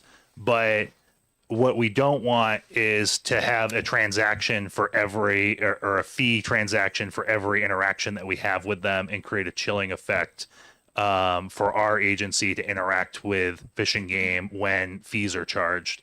Certainly it would make us go back to the drawing board and consider how those interactions are done, and what leveraging the resources to the best possible, which we already do, but it would require us to make sure that it's within our budget to be able to pay for those expenditures. So I guess our other recommendation would be to put a minimum amount of time or some sort of threshold that would signify, okay, Fish and Game spending a significant amount of time on these activities, and that as a result, then they would be able to charge a fee for it, rather than any interaction with any state agency. It would be allowable under the existing bill. So those are our 2 small concerns. Like I said, we are we are absolutely supportive of Fish and Game, receiving revenue for our interactions. And I think that's demonstrated in the MOU that went to Governor and Council today. We have a separate one for DNCR. We want to make sure that the other state agencies that we interact with are appropriately compensated for their time. And certainly we have similar charges, so we want to make sure that the resources are being protected as well. So with that, happy to take any questions and answer any concerns. So. Representative Pearson. Pardon my ignorance, but what does MOU stand for? Memorandum of Understanding. Thank you. Absolutely. One quick question. You're concerned about the chilling effect of minor billing or overbilling. With this amendment saying that a consultation with the Fish and Game Commissioner and Executive Director. Isn't it going to address that issue? It may, and we have a really good working relationship with the executive director currently. I think what we would be concerned about is every small expenditure being billed for rather than over a certain amount of time. So if I'm throwing a number out there, I don't know what the right number is, but if it's over 80 hours of work for a particular activity, that might be warranted. But if it's a 2-hour activity, I guess my concern would be that we would be billed for, an activity that takes 2 hours or something like that. And it would create some inefficiencies within the billing and transfers of funding to other state agencies and from other state agencies. Any other questions? Seeing none? Thank you very much. That is our last person to testify on this bill. You can close it. We'll close the hearing on HB 1199. Thank you. Okay, we will not be execing this one today because we have the non-germane amendment that the department asked us to take up to put on this that will turn it into a second committee bill. It's got to be heard next February 3rd, the non-germane amendment with its own public hearing, and then we can consider the bill with the amendment and this amendment that was taken up today and all of that next week on February 3rd. And it will have to be exec by the end of the day because we have to have a deadline of February 3rd since it's going to be an early bill to get to a second committee. The next thing on our agenda is the Fish and Game presentation at 12:15, which is, we're almost there. And since that's not an officially notified thing, we can go straight into that now. We don't have to actually wait till 12:15 to start that. So if anybody needs a quick break, I could say, let's go take a quick break now, and then we'll let Fish and Game get set up. I know they said they needed to be able to use the PowerPoint and everything. And we'll let them get set up, and then they'll talk to us about the North American hunting model, and then we'll go to lunch.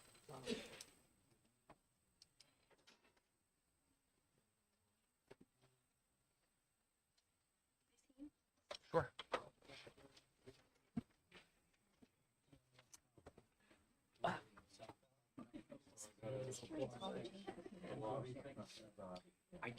At first, I thought they were actually using them to hunt. When I heard the explanation and I read the bill again, and I said, "Oh, they're just talking about keeping it in your pocket while you're out there, or transporting it in your vehicle before you go out there. It shouldn't be any different than if you're carrying a hamster with you or a dog with you or anything like that. It's just a pet. So as long as they're not hunting with it, I had no problem. I know. It doesn't in the actual language of the bill. The title's wrong, and the title doesn't go into the law.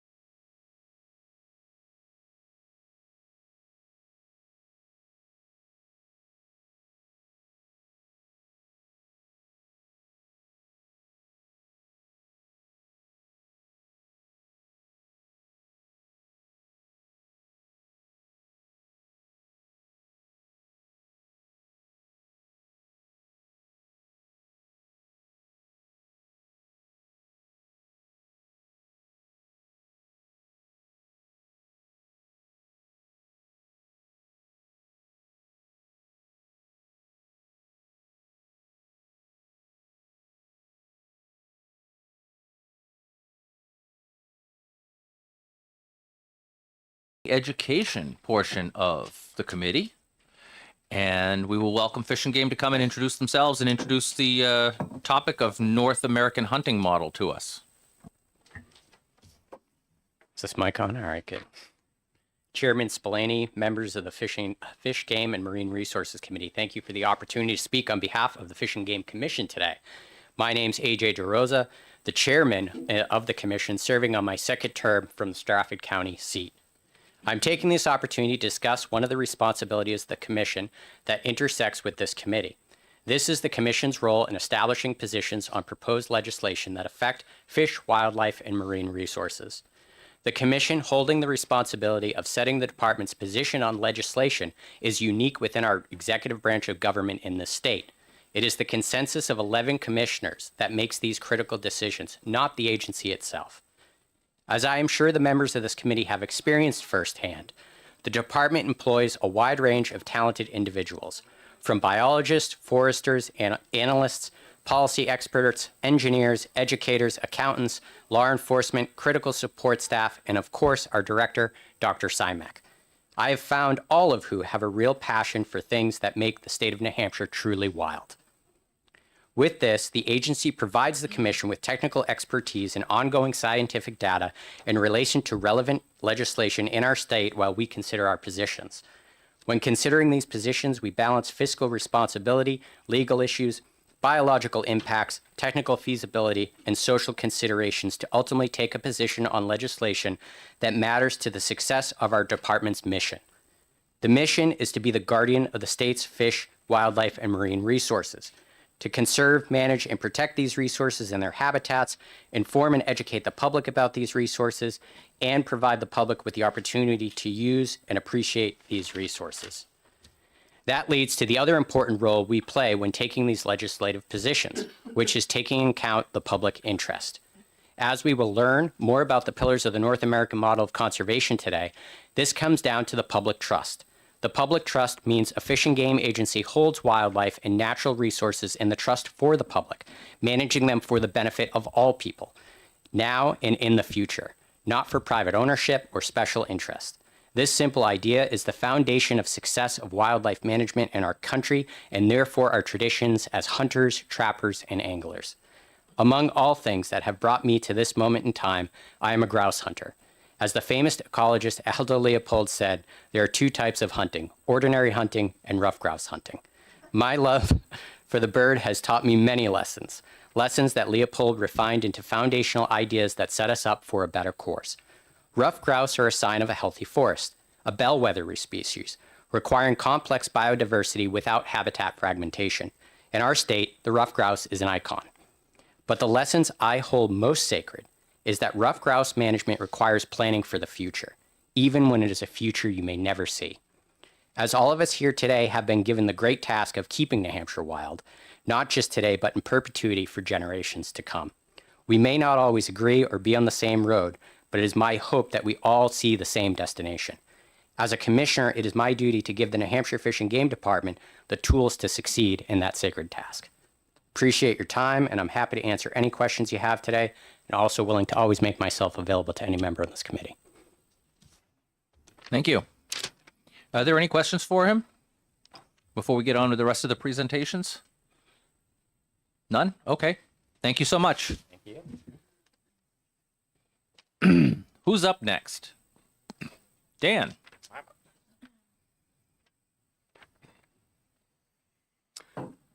Thank you, Chairman, members of the committee. Again, Dan Bergeron. I'm the Chief of the Wildlife Division for Fish and Game.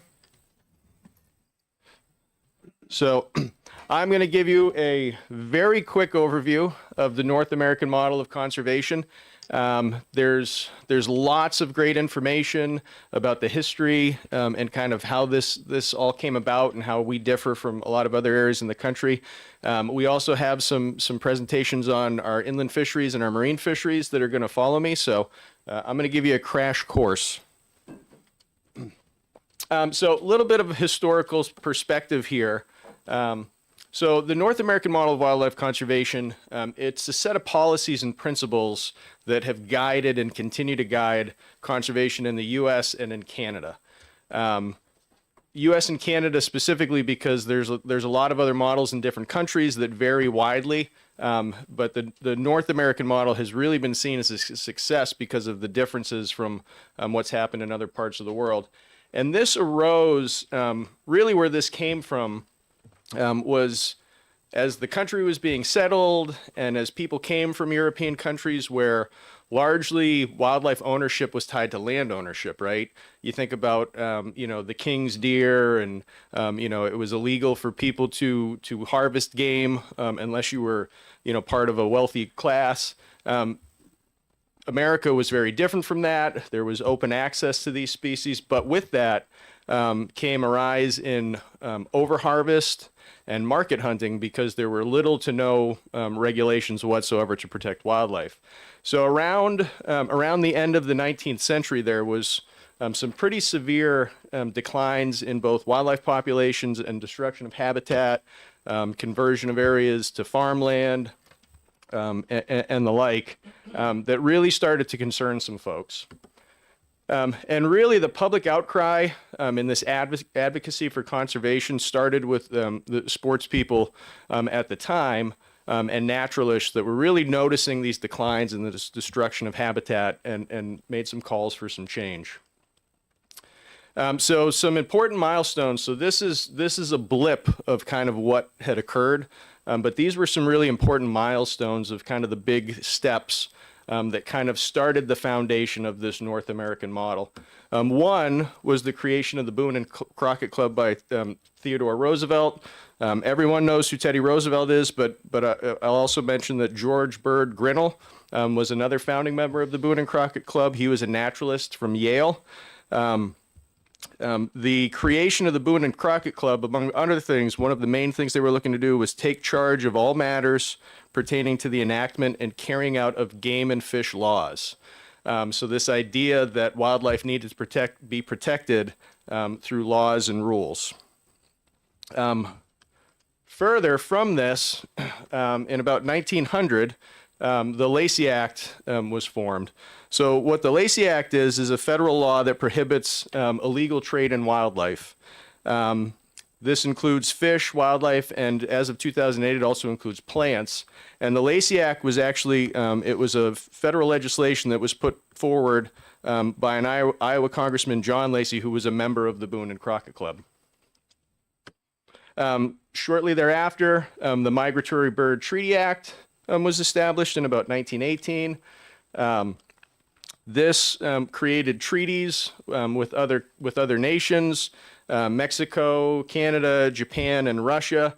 And this looked to conserve over 1,000 different species of migratory birds. It put restrictions on unauthorized take, so killing, taking eggs, parts of the birds. So it did this realizing that these species, right, some of these species migrate and they're global. What many of you may be familiar with, the Pittman-Robertson Federal Aid and Wildlife Restoration Act. This was an act that created funding that to this day is kind of the foundation of how we fund the work that we do. So this was an excise tax on firearms and ammunition, as well as archery equipment. And since its inception in 1937, has generated $25.5 billion for conservation. Fisheries, as usual, following wildlife. The Dingell-Johnson Act was kind of a corollary to the fisheries side of things, so the Sport Fish Restoration Act, and that, since its inception, has raised about $12 billion. And then more recently, for the North American model, so some biologists, Valerius Geist, John Organ, and Shane Mahoney had studied this, and they kind of put they were the ones that kind of highlighted these pillars that form the foundation of how this conservation model has worked in the U.S. by looking at kind of why certain regulations were put in place, how we differ from other areas of the country. And that's kind of the key, right? These 7 different pillars, which is what I'll go over next. So, so the first one or they're not in any specific order, but one of the first ones is that wildlife resources are conserved in the public trust, as Commissioner DeRosa had pointed out. And this is really important, and this is very different from other areas of the country, particularly European countries where wildlife is owned in large part by landowners. So this says that wildlife will be managed by government agencies for current and future generations. And this is important because we're managing this for future generations, for the public, as opposed to some private entity, that has a financial incentive to make money off of these resources. We're here to make sure these resources are here for future generations. And as Chairman Spillane pointed out, you can clearly tell Fish and Game's not making money off of this endeavor, as we're constantly looking for new funding sources. Markets for game are eliminated, another one of the core pillars. So a huge part of the reason for the North American model to arise was this commercial hunting. So this is a fairly famous picture if you haven't seen it before. So this is a pile of bison skulls. This was from, what does it say here, 1892 in Michigan. So you can imagine this is just one photo. These were being ground down for glue and other things like that. But you can imagine the devastation that these market hunting had on populations and the decline. I mean, we set very strict regulations on number of species that were, we have essentially quotas. We're looking for a lot of different species, and we set different restrictions. So this is a big thing here. Allocation of wildlife is by law. So laws and rules are developed, and again, as Commissioner DeRosa pointed out, in cooperation with the public, and then enforced by state and federal agencies. This committee, right, has an important role to play in that as well. Whether it's a specific statute that is outlining regulations or enabling the department to enter into rulemaking. This is a very important concept that wildlife is allocated and regulated through laws, and it's not just a free-for-all. Another important one, wildlife may only be taken for legitimate or non-frivolous purposes. So legal harvest is strictly regulated, right? Species, for different species, the dates and times they can be taken, the method they can be taken by, and the predominant uses are typically food, fur, and protection of self or property are kind of the predominant uses that people hunt, fish, or trap for. And certainly the most widely accepted. And I'll also note right down here, just recently in our administrative rules, FIS 313, we recently passed a wanton waste rule. Some of you who were on the committee, well, everyone was on the committee last year, will remember that there was a bill before you. The department had testified that we were interested in doing this in rule, and we carried through on that. And for this exact reason, right, to make sure that wildlife are being taken for legitimate uses and not wasted. Wildlife as an international resource, right? I talked about the Migratory Bird Treaty Act. It's very well understood that wildlife move and they do not care about political boundaries, whether that's state boundaries, property boundaries, whether that's international boundaries. And to that effect, the department, so I put a couple examples up here. So we have the Atlantic Flyway Council. So New Hampshire is a member of the Atlantic Flyway Council. That's a cooperative working group with the U.S. Fish and Wildlife Service, all different state agencies. There are several different flyways for waterfowl or their migratory routes. New Hampshire is in the Atlantic Flyway. And we work cooperatively with these other state partners, federal partners, and Canadian partners to pool resources, to do research, and to come up with models to set seasons and limits on waterfowl species. Similarly, we do work, so there's a picture of the New England cottontail there. We do work regionally on that species as it's in sharp decline. We have our regional conservation network that we're part of. So there's lots of initiatives that the department takes part of at these regional levels, understanding that what happens, we can have limited impact on certain species within our own state boundaries. We have to work across these boundaries to have an impact, particularly on long-ranging migratory species. Equal opportunity for all. Again, this was a big difference from a lot of European countries. So every citizen has an opportunity under the law to hunt, fish, or enjoy wildlife. And again, as I mentioned, a lot of these European countries, wildlife was owned by the landowner.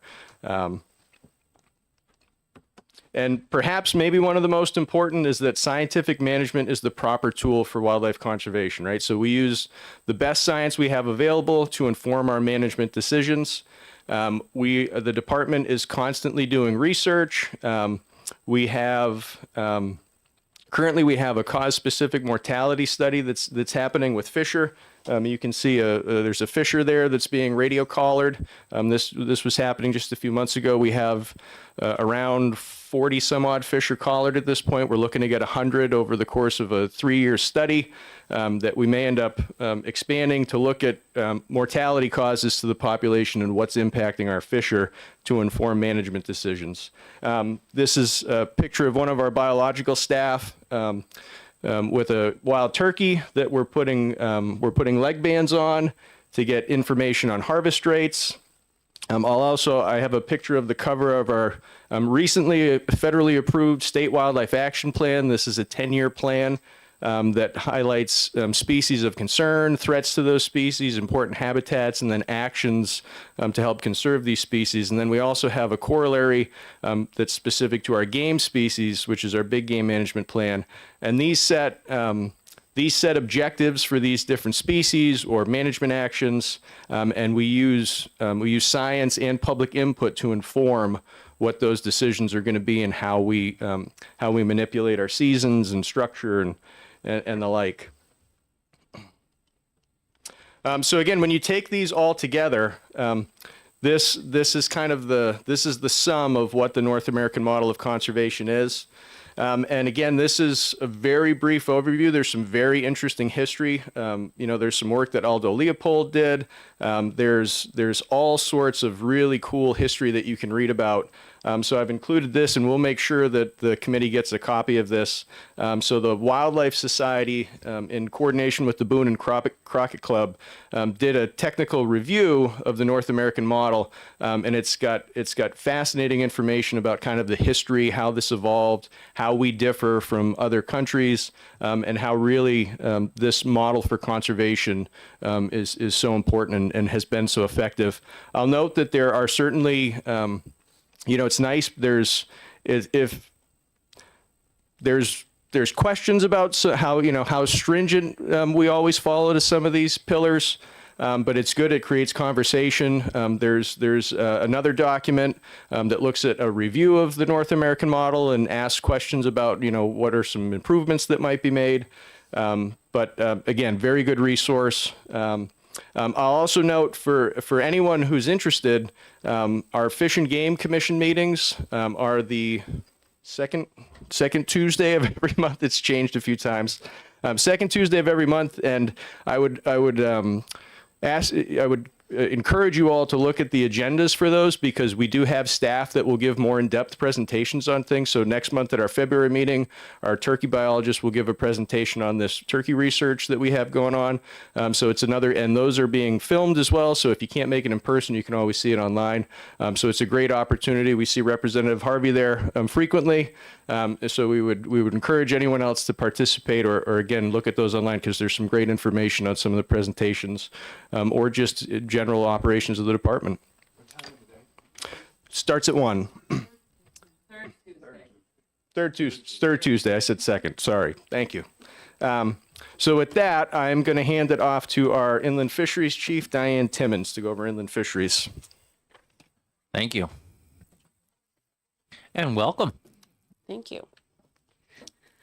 So good afternoon, Chairman Spillane and rest of the committee. Thank you for the opportunity for us to provide information during this continuing education program. So my name is Diane Timmons. I'm the Inland Fisheries Division Chief. And so my portion of the presentation is to go over the 6 programs that are within my division, and that includes a variety of biological programs as well as the hatchery program. So we'll start with the fish habitat program. Excuse me. So the habitat program includes a variety of restoration and conservation programs. It has both warm water and cold water species aspects. And we'll get into that a little bit after. But a variety of different species, as well as land conservation. Habitat restoration includes things like dam removals, fish ladders, different types of stuff like that. Culvert restoration, we're doing a lot of that work with DOT as well as with DES. So we're collaborating on that and have created a stream restoration team to be able to develop the protocols. So now in the state, we're doing a model that we're all utilizing, which is great. So all our data collection is interactive, which is awesome. So as well as in the fish habitat program, one of our largest focus are the wild brook trout. And the reason for that is they're the pickiest species out there. So prettiest in my opinion, but also the pickiest. And as a result of that, what benefits them benefits everybody. So that's sort of our focus with that habitat restoration. And then this also includes the fish habitat account, which is $1 contribution from every fishing license that's purchased, and it roughly equates to about $150,000 each year, and that is a building account. It does have interest, and we use that for a variety of projects. The next program, the cold water. So this includes our trout species, so our brook, brown, and rainbow species. That is wild and stocked. So we do have natural reproduction of a variety of those species in the state, as well as wild salmon. And I say wild salmon referencing brooks because in one of our other programs, large lakes, that's where you see like Winnipesaukee salmon with Squam Lake salmon. Those are the larger ones in our large lake system. Very different in the cold water program. So ours focuses predominantly on brooks. With this also includes the stocking program. So we collaborate with various data collection and research to figure out what sort of conditions and fish health are happening in different water bodies. And then with that, work with our hatchery folks to come up with the metrics for our targets across the state, which brings us collaboration with the hatcheries. And that is one of our other programs we'll talk about in a little bit as well. The warm water program takes place in our Keene office, but it does do statewide work, and that is collaboration with various warm water species. So black bass, which includes largemouth and smallmouth bass, as well as perch, yellow perch, white perch, crappie, sunfish, and it also includes our fish tournament work. So a lot of the various tournaments that happen throughout the state, we now have an online application system going on, working with our state contract, and it has been fantastic. Folks really love it, and so that information is all analyzed through our warm water program. Our large lakes program, as I mentioned, so this is all of the larger lakes that go across the state. So that's the Connecticut lakes up north. That's our Winnipesaukee, Sunapee, Squam, Conway, all of those across the middle. And down in the southern part of the state, we do some work on Nubanusett. So that's one of our larger ones down there. This includes our landlocked salmon program, which is a wild program that we take the eggs from our lake stocks and then we raise them in hatcheries and produce them back out into the wild when they're yearling size. And so that's part of our annual stocking program, as well as wild lake trout, rainbow trout, and rainbow smelt, which is one of the predominant forage of these species. So they're their food source. And the picture to the right is a part of our hydroacoustic program that we utilize in our forward studies.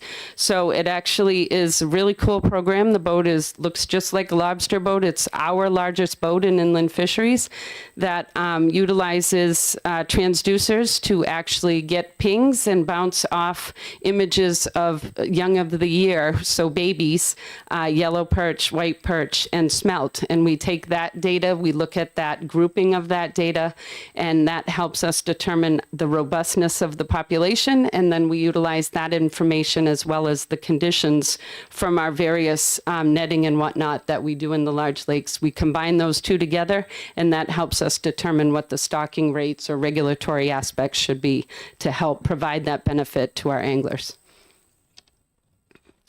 The Fish Conservation Program, this is one that works with rare fish species, species of greatest concern, as well as our migratory fish species. So this is where Dan had mentioned the Wildlife Action Plan.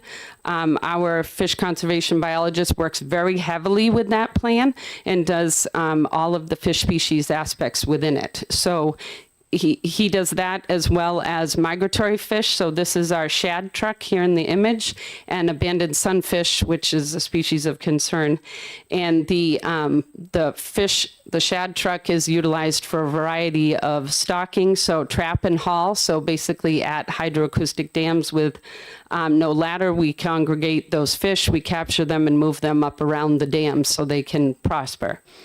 So, and also it's to help support any shad or herring that we sometimes utilize, capture in other states and bring them to our rivers to help support our populations. So the last one, the fish hatchery program. We have 6 statewide hatcheries across 6 hatcheries across the state, and that includes it goes from Berlin all the way down to Milford, and then we have them dispersed in between. And this includes our largest ARPA project, the New Hampton modernization effort, which is still ongoing despite the bad weather. You can see they are working in bubbles, and they are getting it done. It is working, it is coming along fantastically, and we are on course to finish in October. So we're very excited about that. The hatcheries produce about 1 million fish for our stocking program and provide a lot of benefit to our anglers. So our process as a whole, the data that we collect informs the scientific foundation and the regulatory frameworks that we use to manage species and their habitats, ensuring the health of the species, the sustainability of the species, while optimizing the best return for our anglers. So all of our work combined is, at the end of the day, the benefits the species as well as our anglers. And with that, I will turn it over to Renee for the Marine Division. Thank you. Welcome.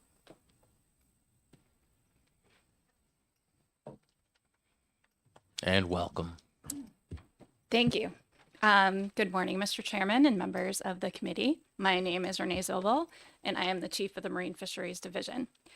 I will be very brief in honor of your time, and I also, due to my statutory requirement to sit as a member of New England Fisheries Management Council, I am double duty at the moment and also within that meeting. So I'll be around to answer questions as well. So who are we? So the Marine Division is made up of Marine Fisheries, which is based in Durham in the Region 3 office, and the Great Bay National Estuarine Research Reserve. I'm going to call that GIBNR because it's a bit of a mouthful and it's going to save us a little bit of time. So affectionately known as GIBNR. Briefly, I'll go into what types of information we collect and how that information feeds into both management, like size and bag limits that I'm currently discussing in the council for cod and haddock, to coastal planning.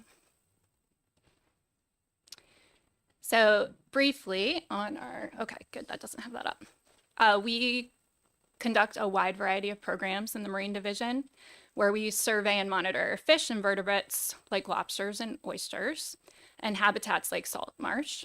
We collect a lot of biological information such as species, length, sex of fish, and information about habitats and environments. These programs here are referred to as fisheries independent programs. These programs occur outside of fishing activity. So these are conducted by us, not conducted in coordination with the fishing industry. You can see a wide variety up there, from everything like Diane talked about with anadromous finfish, so fish like river herring and shad that return to freshwater to spawn, or fish like American eel, which return to saltwater to spawn. Those are both called anadromous fish. We monitor juvenile fish. I talked a little bit about invertebrate monitoring. We have a number of lobster programs, oysters, horseshoe crabs, shrimp. Shrimp we can talk about another time. That's a species that's really been struggling. Invasive and emerging species monitoring like green crab and blue crab, which we actually have pretty prevalently now in New Hampshire. We do a survey with the state of Maine, where that feeds very directly into management, where we're working with a commercial trawling vessel to trawl for fish with a very fine net so that we're catching lots of juvenile fish within the coastal waters of Maine and New Hampshire. Coastal waters within the jurisdiction of our state are within 3 miles. So when you hear me talk about New Hampshire state waters, I'm referencing those within 3 miles of shore. We also do a lot of fisheries dependent data collection from our commercial and recreational fisheries. From our commercial fisheries, all of our harvesters are required to report information about their trips when they go out to fish. Whether they did or did not catch fish, they still have to report. And then once they sell their catch, the dealers also have to report those transactions to us and to NOAA Fisheries, to the federal government. We also go at sea with both lobster and crab harvesters, as well as on recreational boats. So sometimes you'll see us aboard head boats, party boats, out deep sea fishing. We do portside sampling of loss of commercial species, where we're collecting biological information from catches. And then we do quite a bit with recreational species as well. There's a standard survey that is conducted from the states of Maine through Florida. And that is a piece of how we get estimates on how much catch there is. When the commercial fisheries are all reporting their information to us, we call that census level information. So we get lots of great information that way. With recreational, it's not realistic to go to every single recreational harvester and say, please report exactly what you caught every single day you go fishing. So there's a survey that we use to do that. And this past year, we had 256 shoreside and 35 at-sea surveys between May and October, to give you a good idea of the amount of volume that it takes to get good statistical information from that. We also are currently conducting a survey of those who are fishing for rainbow smelt through the ice. We collect information on striped bass, as well as a number of other species. The graphic that I've included here is also in the handout that I gave you. It's just a really nice summary of the value and the volume of fisheries, both commercially and recreationally, to New Hampshire. The expanded sales numbers for the impact of commercial fish just to New Hampshire is $173 million. We land over 12 million pounds of fish that come to shore every single year. This was from 2022, creating over 3,000 jobs. On the recreational side, over 942,000 trips happened in 2022, and their value to the state was about $24 million. So these are no small industries within our very small coastline.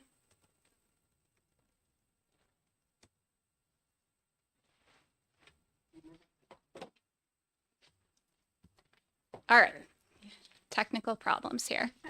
As I discussed, I'm currently sitting also in the New England Fishery Management Council meeting. So all the information that we collect goes into these two groups, so New England Fishery Management Council and the Atlantic States Marine Fisheries Commission, where technical groups take all that information and then they turn it into something that can be used to provide management advice. So to help us make decisions in a way that will make sure that there are more fish around, that they're sustainable, and they're also allowing fishing activity to occur.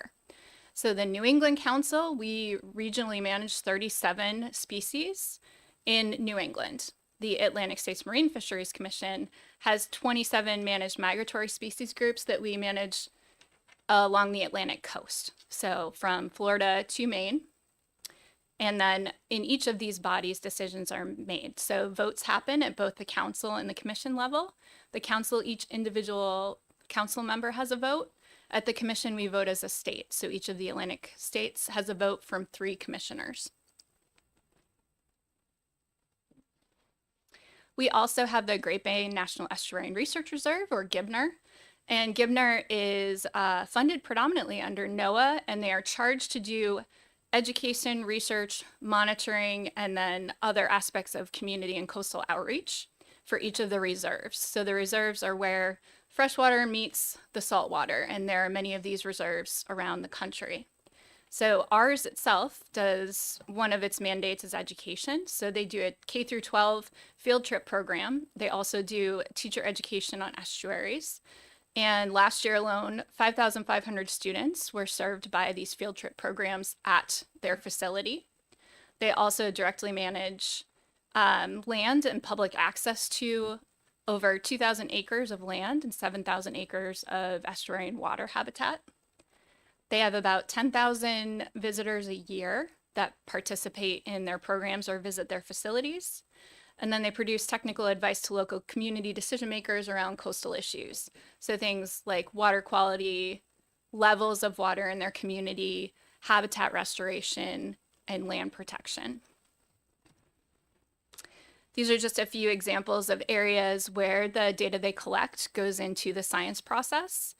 They do a number of research and monitoring of estuarine habitats. So salt marsh sparrow has been a species of interest, as it kind of is an indicator of different salt marsh habitat and quality. And salt marshes are an incredibly important part of coastal resources, especially when we come to flooding issues. Salt marshes protect areas from flooding. So the science from salt marsh will feed directly into decisions on restoration and land protection. And then all of the water quality work that is done at GIBNR, along with eelgrass and nitrogen studies, guide DES and local municipalities on how to make regulatory decisions around those types of water issues in our coastal area of New Hampshire. And with that, I'll turn it back over to Diane to wrap this up. Thank you. Welcome back. Hi, thanks. So just, this is where I take the lead on Dan by far, just for the record. Anyway, so just to give a little blip on the economic benefit of the work that you just heard about. So the research, the data collection, the science that we use, and then we all bring it back to benefit, in our case, anglers. And so in this particular instance, on average, our inland fisheries license sales by far exceed all other license sales in the department. And a study done in 2022 turned that around to determine that both saltwater and freshwater anglers spent 3.5 million days fishing, and that turned into $1.4 billion contributed to the New Hampshire economy. So our programs definitely are helping build the economy in the state of New Hampshire. Just for the record, take a note of hunting. Just kidding. Anyway, so, and just to wrap it up, so data-driven scientific methods that we use help us better manage populations, which of course benefit the residents and the visitors of New Hampshire. And hunting and fishing are central to the outdoor legacy, and this all benefits the economic engines, generating millions and spending the support, jobs, tourism, etc., that go on in New Hampshire. So thank you very much for this opportunity. Thank you. With that, I don't know if you want to do questions. Oh, and sorry, one more thing. We can send this to you. I apologize. We meant to do that, and obviously my mistake. So we can get that to you PDF. Is that okay? That's fine. Okay. Absolutely. Love it. I was going to ask for that anyway. Are there any questions for her? Representative Harvey, why am I surprised? You are recognized. I have two questions. One is to settle a bet with my husband. But I understand how the Marine gathers data so that they can set limits for fishing and so forth. And I saw the slide about the boat that puts out the ping. Yep. How do you gather data to set the limits for fishing? Sure. So So we do a variety of things. So one of our largest that we have electrofishing. So it's using electricity, temporarily stuns fish. We do that with backpack units in small streams. We do it in boats with larger streams. So some of our work that we do in the warm water, because those are big lake edge habitat. So those we use the electrofishing boat. And then we now also have a raft that we have rigged up that we utilize for those sort of tweener streams, not the brooks where we can do the backpack, but a little bit bigger. And we have that. So just basically collecting the species itself, taking lengths, weights. There's lots of formulas to determine their condition and where our fish stand in the realm of that. And so we use that data to determine how population health is. And then we also have various research. So we've done radio telemetry studies where we've looked at wild brook trout, native brook trout actually, to New Hampshire, and monitored them and saw where they moved, which habitats they used, what their life decisions were, and what habitats they were using, and basically took that information to help build our fish habitat program. If these guys are doing it here and this is what they're looking at and what they're looking for, then how do we build that when we're looking at our habitat restoration? So it's a combination of things. And then we also, we have angler surveys where we're looking at what others are catching. We now have an online survey. I did have it up there, but I forgot to mention it. We do have that now. And so we do a lot of that where sometimes it's physically at the site and we're asking folks that are coming off the water body for information. Sometimes it's ice fishing. Sometimes now we're doing more of the online stuff just to really try to be more efficient, quite frankly, and really target a much larger group so we can get that information that we need. That's sort of a critical piece that I will admit in our realm is a little bit, it's hard to get, it's expensive, and we're trying to figure out ways to do that better and cheaper, quite frankly.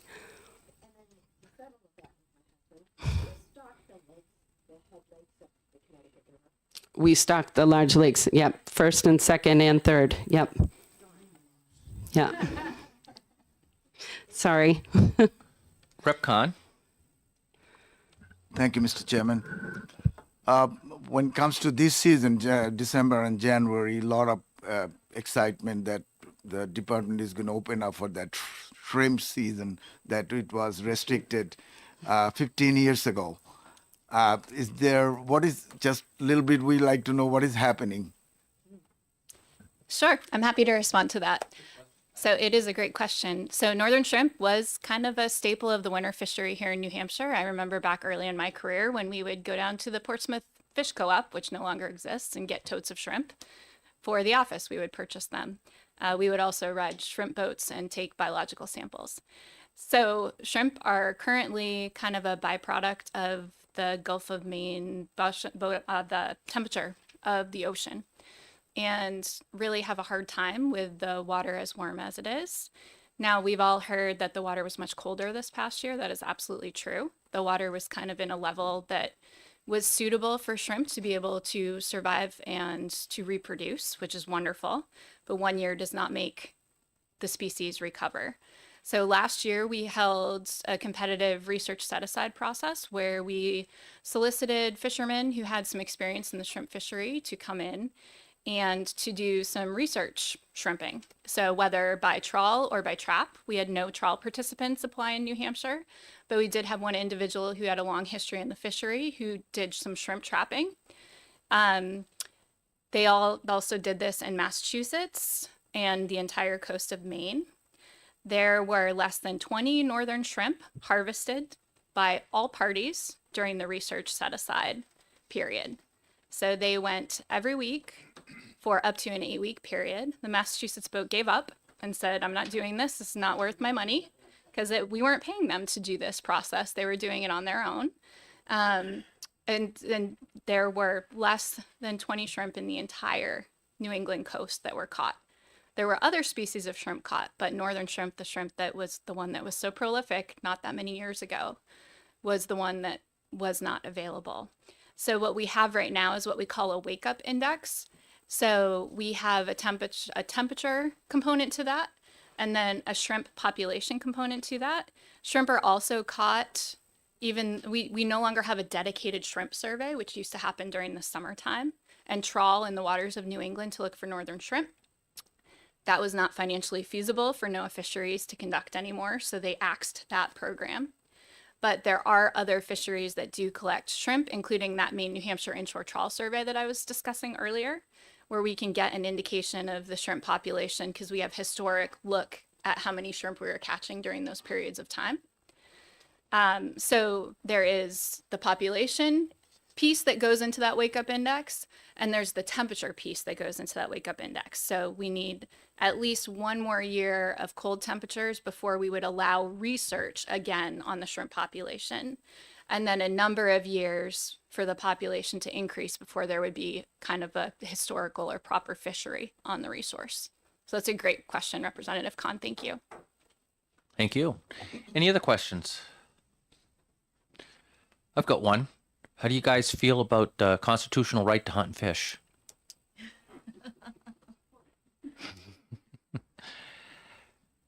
I think this is great. And there's one thing that I didn't see is how much of the budget that the department relies upon to keep this model working comes out of license sales. And conversely, also or relatedly, comes out of the sales of sporting equipment for the people that support the Pittman Robertson funding through the sales of, or not only Pittman Robertson, but the fishing aspect too. I don't remember the name of that law. Yeah. So love to hear how much of that funding that keeps you guys going is coming out of that. Welcome, Director. Sorry. Okay, sorry, we'll start over. Dr. Stephanie Simic, Executive Director for New Hampshire Fish and Game. I apologize for walking in a little late. I was leaving the Governor and Council meeting and got over here just in time. It's an excellent question. You know, every year we've reported the differences and breakdowns of our funding for each of our programs within our annual report. I don't have a current number for you, but I can certainly give you what we're currently operating under. Much of the money from license sales contributes to all of the work we're doing, but admittedly, we rely heavily on the federal funding for our programs and use the license sales money as match for those federal grant monies. Sometimes it's 4-to-1. In some cases, it's a much better ratio depending on the particular grant, depending on the particular program. We have multi-state programs, we have individual state programs. So it does vary, but I'd be happy to give you a current breakdown on what we've been spending. I'll work with our business chief and make sure we give you that. Great. That'd be great to know. Yeah, that's what I was saying. We had one recently that I Yes. sent out to the committee. You all should have gotten a copy of that because it came by email. I also got a physical copy in my mailbox at the State House. So if we need to make a copy of the physical copy, we can probably get more copies available. Yeah, I can send it out to you again. That's the report I was I've got the referencing. physical one at home, and I know the email one I had sent out as soon as I got it. So everybody should have it still. Great. Thank you, Nicola. That's our public Thank you. affairs chief. It's on our website as well. Excellent. Thank you very much. Anybody else have any questions while the director's here? Representative Aldrich. I just have one quick question. Do you guys utilize any volunteers? I'm from New Jersey. Absolutely. I grew up and I used to help band the geese, cut the pheasants, and check deer in. Sometimes, opening day, I was taking off checking deer instead of being out in the deer woods because I thought it was important. Well, thank you for your contribution. That was New Jersey. Well, it's I'm still, working on it's it still a here. contribution to wildlife research management and the overall culture of our programs. Yes, we do use volunteers, and most importantly and heavily that you see, we use them in the hunter education program primarily. That whole program is supported, I would say 95% through hunter education efforts through the volunteers. And if you wanted to know more specifically about that, I'm sure Nicola could get up here and talk to you more about that program. But volunteers are critical to all of our work. So thank you. That's an excellent question. And we are looking actually at different areas and different ways to expand our volunteer network and also maybe even start incorporating some internships in our program. Thank you. I was just going to play off of his and ask you about internships that you might have with some of the colleges and universities as well. Yes, and Yeah, so that's what I was gonna add. So we use volunteers all summer for all of our programs, especially electrofishing in streams. You basically have a wall of people and you're doing your charge, working upwards, the water's flowing at you. So, so you need a big group of folks. And so we utilize them all summer long doing that data collection. And then we've also collaborated with White Mountain Community College and Plymouth State to have various internships and also high school internships. We actually bring on some of those too. So, and to be fair, I could probably have my Marine Division Chief speak to volunteers and even our Wildlife Division Chief speak to volunteers. They're really critical to our program. They're just as important as our seasonal staff to make this all work and be able to give the resources what it needs and give the recreational hunters, fishers, anglers, everybody what they need for wildlife protection and conservation in the state. Great. Any more questions? Rep Lovett? Thank you. Welcome. Thank you all. This is such a gift to me to get this broad overview of what's going on. And it relates to a question that I have about public engagement. How do you have any kind of a sense about how, generally speaking, the public, the New Hampshire Granite Staters are engaged with the efforts of Fish and Game? Well, so And you can Nicola keep could it probably short. speak I mean, I'm directly sure to that, but I'll be honest with you, we have incredible support from Granite Staters. We are probably no offense to any of the other agencies, but we're probably one of the most beloved agencies in the system. We get a lot of support from outside entities. We get a lot of support from local communities. I think that our engagement is fairly strong and generally positive. Certainly, we had a boost with our conservation officers being involved with the Northwoods Law Show. But aside from that, even just our biologists doing their work, they're out by Mount Washington, they're down on the coastline. We're engaging the public on a regular basis, as well as we do a lot of outreach through our public affairs division. So overall, I think we have a very good rapport with our Granite Staters, and I think we have a very good rapport with our neighboring states and their constituents as visitors to our state. Follow up? Follow up. So you're happy on the East Coast? I'm happy on the East Coast. I'm very happy here in New Hampshire. I've got an amazing team. We've got a great agency, lots of opportunities to do a lot more here. I'm looking forward to what we can do in the next few years coming up. Bit colder than you were at, though. I will admit the cold is different and it is very cold. Okay, good. Any other questions? All right, I'm going to close it off by saying to you that we've had some discussions before, and I think we've got a great idea for a field trip for this fall after the elections, assuming we're still the same committee we are now. We'd love to tour the new fish hatchery. Excellent. So Thank you, that's Chairman. I really something appreciate we'd like to this set up invitation. if assuming we've got the same makeup after the elections and we can make that work. I think it would be fantastic for everybody here to be able to see how it works and the new modernization of those. We'd be happy to host you all and tour the facility. And I do want to take a moment to thank you, Chairman, and committee members of the committee for hosting us today and allowing us to have this chance to showcase the work we do here. And it's not without your support and your help. So thank you very much for your commitment to this committee. Thank you for your instructions. All right, we are on track to start the next bill.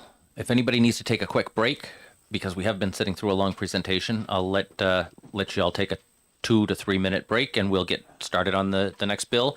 And Rep. O'Rourke, if you could possibly change the sign out for us, that would be fantastic.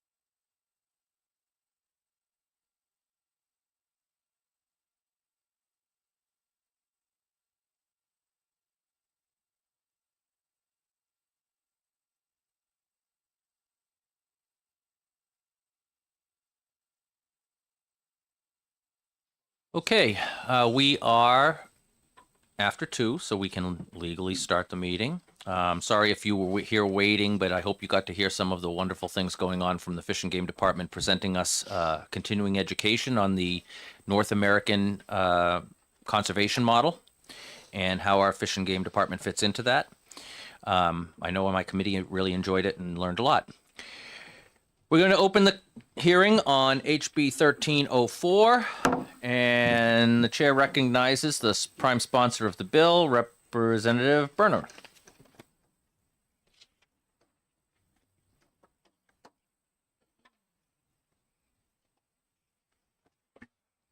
Thank you, Mr. Chairman, and thank you, committee members.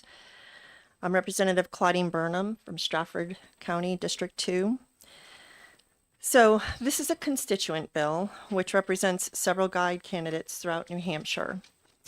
Some of you may have remembered me in the past trying to help these constituents with some issues that have come up during the guides examination process.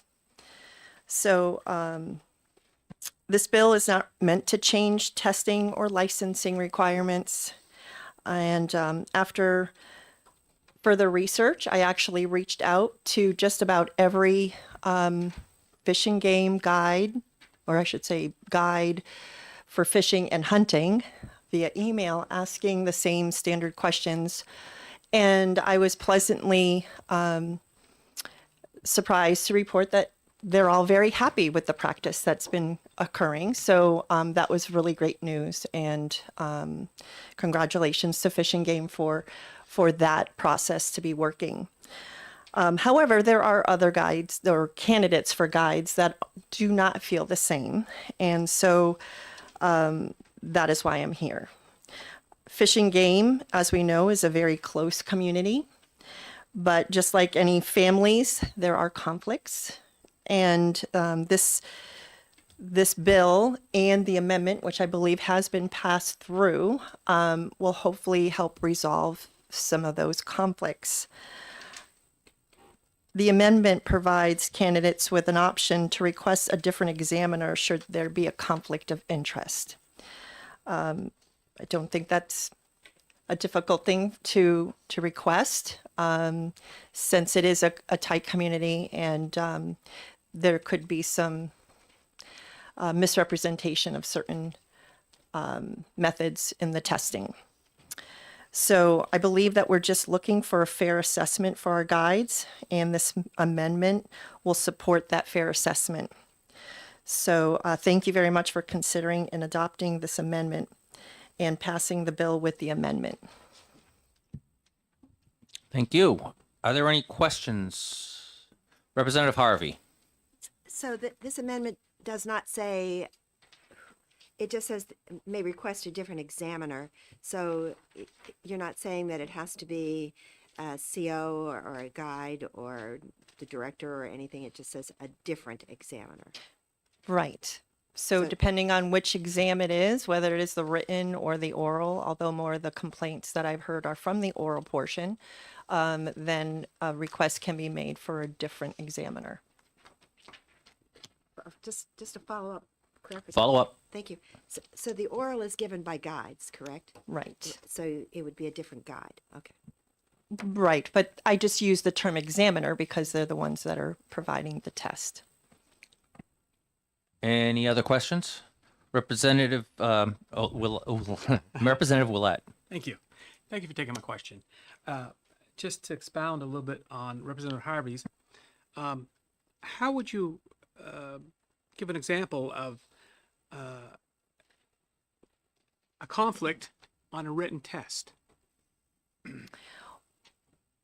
It's just out there to have both sides equally represented. I'm not sure. I haven't heard of any conflicts of the written test. As a matter of fact, there hasn't been a complaint about that. I just put that so it's equally represented.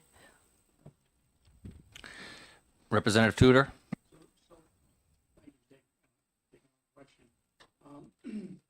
So if we were to put this into law as written, anyone that failed the written test could simply say, I don't like the examiner, please give me the testing.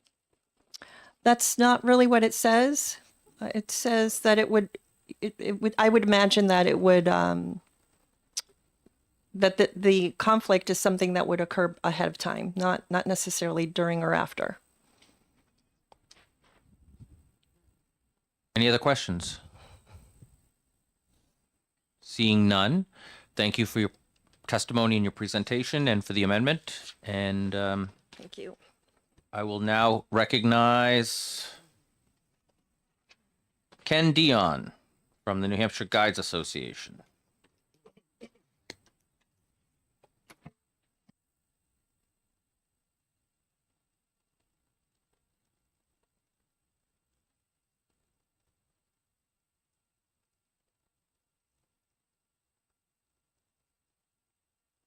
Please turn on your mic.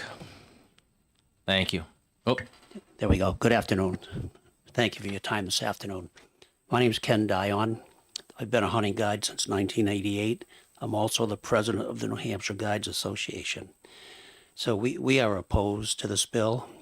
And I'll give you just a little bit of background. I was here last year listening to this bill before it was amended. And I've heard a couple of complaints as well about the test.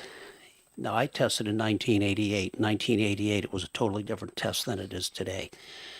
So I said to myself, well, I wonder if I could pass this test today. So I signed up for the Outdoor Learning Center, where they basically give you a course in what we are going to be expected to be questioned on with the guides test. And I took that test, and I was there with, there was probably 20 of us that took that class. I did not retest. But I wanted to know what that class was like and what people were going up against when they take that test today. So I had a great education that weekend. I kept in touch with most of the people that took that class with me. Many of them have taken the test, written and oral, and have passed. And they followed up by joining the Guides Association, which I was happy about. But my point is that the test certainly can be taken and passed, but as far as having a member of the Guides Association or a hunting guide on that oral test, who would be better than that to be, helping these upcoming guides? We are a tight-knit community, very tight-knit, and we all do help each other. If somebody takes that test and fails, they can retest, but they can also reach out to many other guides. I don't know of a guide that will not voluntarily help somebody else take and pass this test. Everybody I know feels the same way. So they can certainly reach out and get help. They can go back and they can reach out to the instructors at the guide school. All of them will give you their phone numbers and tell you, please call. We'll help prepare you for this test. So that being said, I'm opposed to this. I think the test is pretty well written, and I think the procedure for getting your license, the procedure in place is a very good procedure as is. So thank you very much. Are there any questions? I've got one myself for you, Certainly. if you're willing. I don't know if you've seen the amendment that was passed out that's a proposed change to this that basically says that, if there's a potential conflict of interest, you could ask for a different person to give you the test. It's not exactly what I had been talking with the prime sponsor about previously, but I do want to get an opinion from you. How would you feel it unfair or a drastic change to the test if the amendment said that if you took the test and you passed the written part of the test really well, like maybe it got over an 80 or what have you, but you failed the oral section, that you had the right to ask for a new oral testing with a different person? I'm going to say yes and no to that. So she was asked, do guides give the oral test? Well, there's one guide. There are 2 conservation officers and 1 guide on the oral test, so it's not just given by guides. I personally would not have a problem if that was the case. I'm not sure, though, if you know in advance who is going to be sitting on that oral board. So I don't know how, that would be a detail that would have to be worked out. Right. No, I mean, I think if the amendment was written properly, it would just say that the second time you take it, it would be somebody different than the first time you took it. I personally wouldn't have a problem with that. Okay, thank you. Yep, thank you. Any other questions? Representative Harvey. I remembered my question. We heard last year that sometimes when people take the oral part of the test and they fail, they're not told what they did badly on. Is that, would you agree with that? That when they're taking the oral test and they fail it, nobody gives them a clue as to what they need to work harder on to do better the next time? And I don't know the answer to that, and I'm sorry about that. I don't know the answer to that. I've been told that when you fail, the test stops. So if the testing stops at that point, I'm going to assume that you know what you failed on. But I don't know per se. But, you know, I do know that some people just don't test well, you know, but again, for those individuals that don't do well on maybe a written or an oral test, there's plenty of help out there. They can pick up the phone and make a phone call. There's guys that will help them through that, guys and gals. Thank you. You're Any welcome. other questions? Seeing none, thank you for your testimony. Thank you very much. The chair now calls Jody Person, representing Self.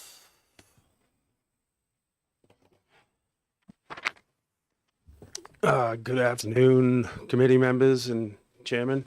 I sent an email out. Did anybody receive it? Yes. Okay. I didn't know if anybody got that, but I guess I'm just going to read that. I'm going to try to keep this short. And I want to first speak this is not, from my aspect, this is not an attack of anybody doing, Colonel Jordan, anybody doing the guide testing and everything. I am not attacking.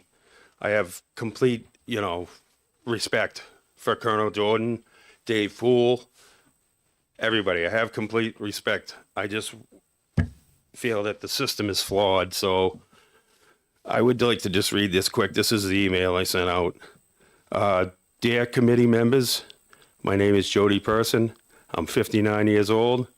I decided to try to become a fishing guide in New Hampshire back in 2018 and spent the next 5 years taking written tests and oral tests. I failed the paper test first time, and I studied more and passed it second time. When I took the oral test, I failed map and compass testing, studied more, and the next time I passed map and compass. So then after what they do is they do a map and compass part of the oral exam. And nobody knows how this works, but so I passed that, and then you go forward with a oral scenario testing. I was given an oral verbal scenario from a guide association member, not a conservation officer. I'm going to stop. This isn't in my letter, but I wanted to let you know that the guide association, like say Dave Pools does the testing. There's supposed to be 2 conservation officers in there just for observation. They do not question you. They don't do any of they have nothing to do with the testing. When that oral exam is done, it is Dave Poole only or a member of the guide association. They run the whole show on the oral. So I just wanted to make that point. I was given that, and I failed that first oral.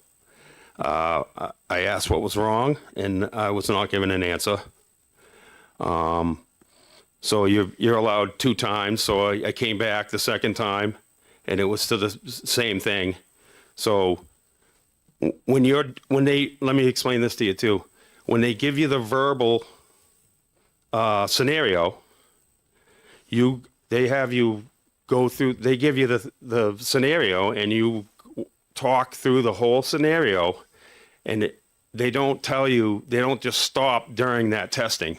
They send you through the whole scenario, and then you're asked to leave the room. And I'm assuming the conservation officers and the guide association member, then you sit out in the hallway for 10, 15 minutes. I mean, I've been out there for 20, 25 minutes. I mean, I've been doing this for 5 years. So then you come back in the room and they just say you failed. And then I look at them and I go, I look at the conservation officers and I ask them, well, why did I fail? And every time that I've been failed for the oral exam, the conservation officer points to the member, the guide association member that is giving me the test. They just point at him and say nothing. So I don't know what that insinuates, whether talk to him or, you know, I'm not assuming anything. I'm just, every time the conservation officer has pointed at, like, say Dave Pool's doing it, they just point at Dave Pool. They don't say anything.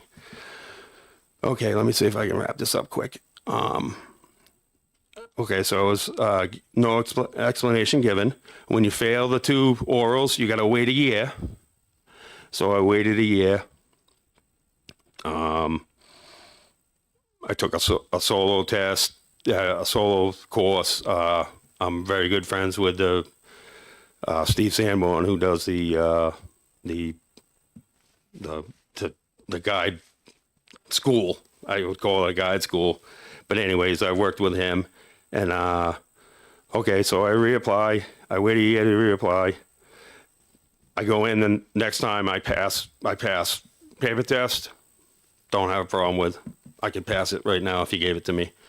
The map and compass, I could pass it right now if you gave it to me. So now we get to the oral part again, and I get failed again. No reason why. And then I come back again, and I fail it again. So reasons I support House Bill 1304, there is a conflict of interest with guide association members who are licensed guides for hire in the business deciding if I can be a guide or not. Number 2, guide association is a private organization giving exams through New Hampshire Fish and Game. I don't even think that's legal. I don't even know the legal aspects of this, of how a private entity can be part of the licensing process, but that's just my feelings. Number 3, I feel all testing should be given through Fish and Game by conservation officers, because they're the best of the best. I'm adding that a little bit. I'm adding stuff here and there. And they're the ones giving the license to me, not the guide association. The guide association is not giving me a license. So it's a little, you know, again, it's just the way it's set up. And then I'll give you a little proof of something is wrong with how the testing is being done. State of New Hampshire has 80 fishing guides as we speak. State of Maine has 6,400 guides, 1,200 Maine Professional Guide Association members, 1,200 members. I don't know what these guys got for guide association, but they ain't even gonna come close to that. I could not find the number of exactly how many fishing guides in Maine, you know, licensed, but state of New York has 1,411 licensed fishing guides. State of Michigan has 938 licensed fishing guides. State of Ohio has 1,752 licensed fishing guides. Please support House Bill 1304. It just makes sense. And I'm going to leave it at that. Thank you for your testimony. Are you willing to take questions? Sure. Representative DeVito. Can you give me that number again of the number of guides in New Hampshire? 80 fishing guides as of today. Thank you. Just fishing, not hunting. Any other questions? Representative Harvey. When you failed, we heard the Guide Association say, you know, you could reach out to another guide for help or whatever. Did you try that? Like I said, I'm good friends with Steve Sanborn, who runs the Outdoor Learning Center. I worked with him on map and compass and stuff. The problem is when you do a paper test, it's right in front of you. It's pretty much cut and dry testing.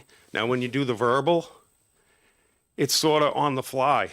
I don't know if anybody would agree with me here. If someone was lost in the woods, is there only one certain way to rescue that person, or could you rescue that person several different ways and have the same exact outcome? The person's life is saved.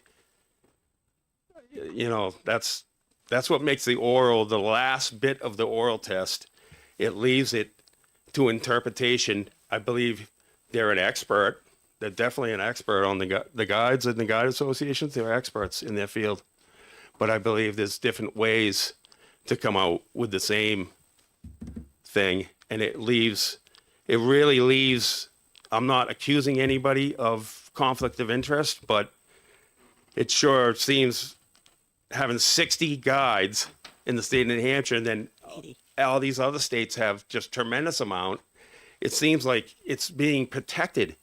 And I really believe there's a conflict of interest. You have a small group of guys. You even heard this other guy say it's a tight knit. The guide association is tight knit. Well, what happens when you're tight knit? And you're the one going to tell somebody whether they can join the club or not, because basically that's what it is.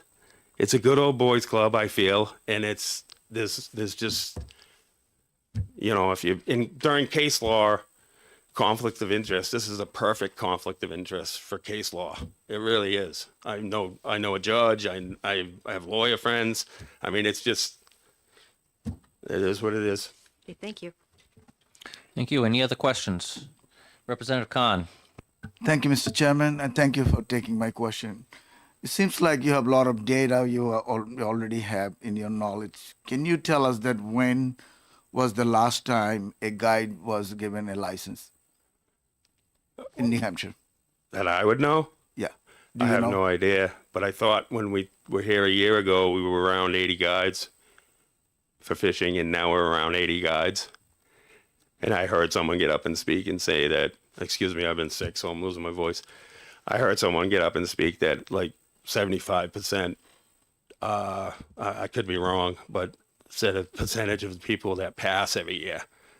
Well, if that's true, we wouldn't have only 80 fishing guides. I'm sorry, but the facts are the facts.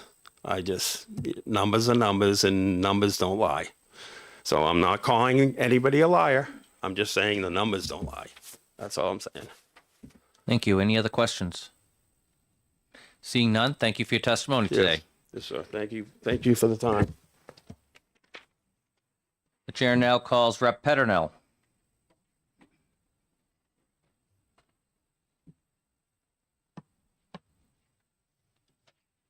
Thank you, Mr. Chair and members of the committee. For the record, I am Representative Peternell. I represent the towns of Wolfboro and Tuftonboro. I have become a bit of a perennial co-sponsor of this bill, as Mr. Persons is my constituent.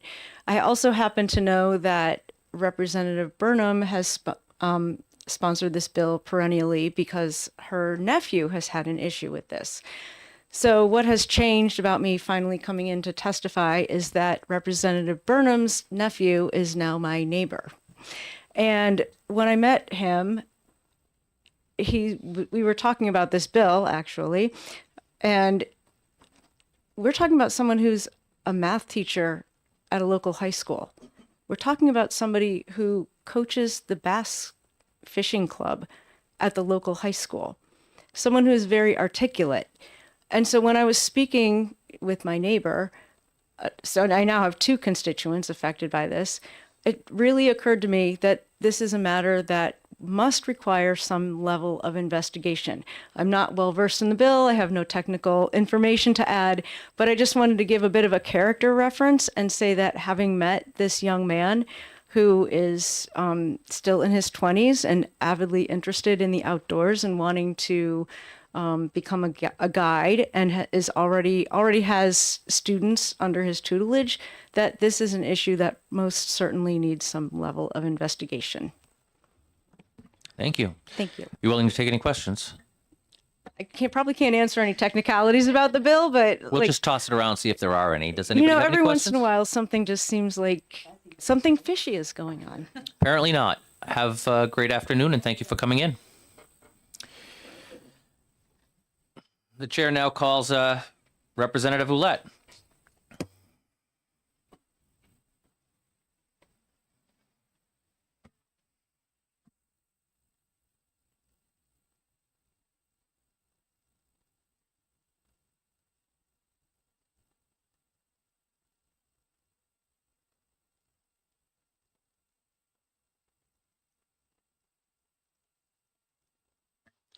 Thank you, Mr. Chair, and thank you, committee members. I'm here to testify today for Representative Jim Creighton. Jim is the chairman of the House Labor and Industrial Committee, and he asked me to give a testimony on his behalf. So I've got just a short paragraph that I'll read to you and get this into the record. Representative Creighton opposes this bill. And this is a quote. The reason for the certification and license process is to ensure that all clients and guides are safe in the New Hampshire wilderness. It does not matter if you ever see, shoot, or catch anything. The only thing that's important is that a guide can bring clients into the Granite State wilderness and get them out safely. My impression as a certified New Hampshire fishing and hunting guide and member of the certification board is that potential guides had no idea how to read a map. They were confused regarding how to react to a lost or injured person situation. In general, prospective guides were probably great hunters or fishermen, but were not prepared for the basics required to safely guide someone into the wilderness. Sincerely, Jim Creighton. Thank you. I assume you don't want to take any questions since you're just testifying on behalf of someone else. That is correct. Okay. Thank you. The chair will now recognize David Poole.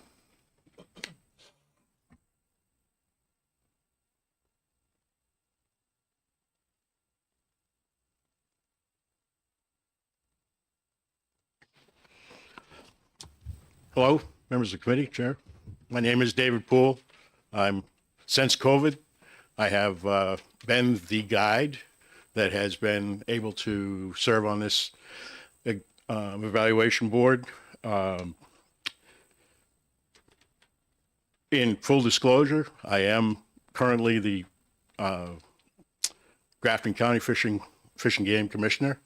I am not representing in any way the commission, Fish and Game Department, or the Guides Association. I'm representing Dave Poole as a member of that evaluation board. So I have carried in my lifetime, and you've heard this testimony, I'll say it again, a number of professional certifications. I was just a career firefighter. I was certified to do that. Guess who was on the board for every single time I got hired or promoted? Firefighters.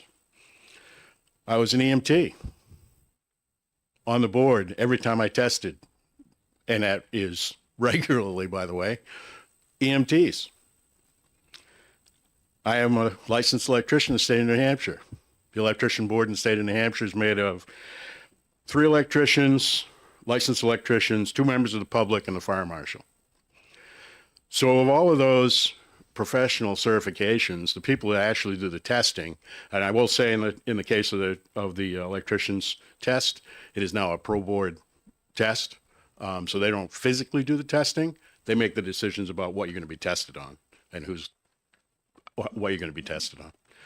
So in all those cases, all of those cases, the professionals that are involved in the field are the folks doing the testing, actually doing the evaluation.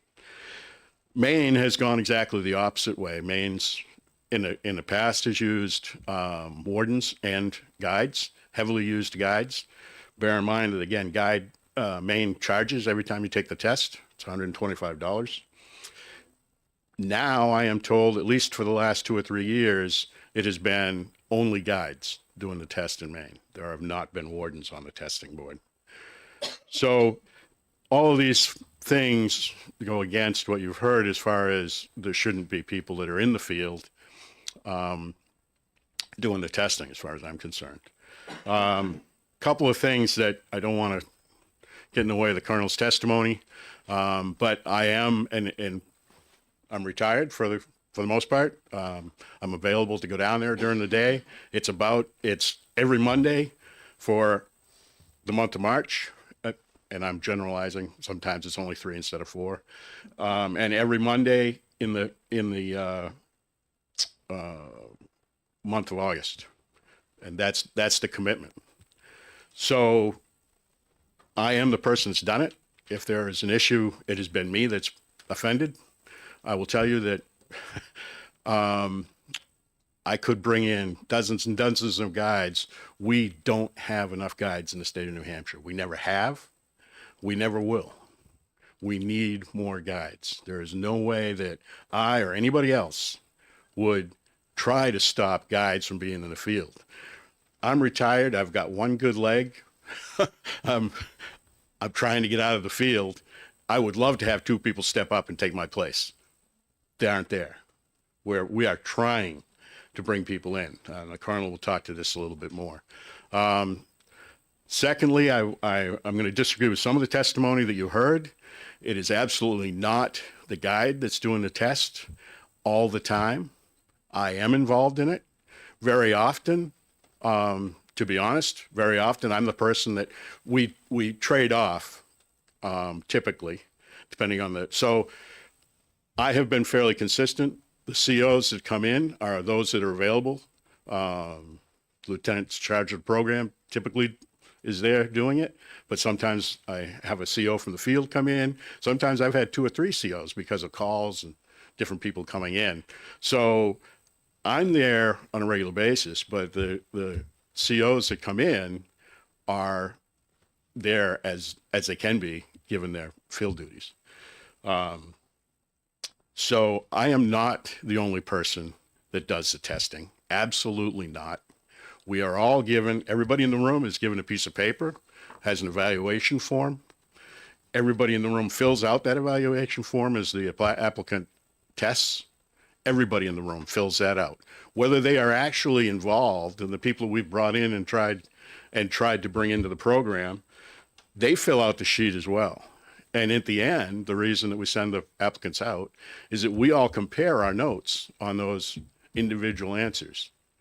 And then a score is assigned.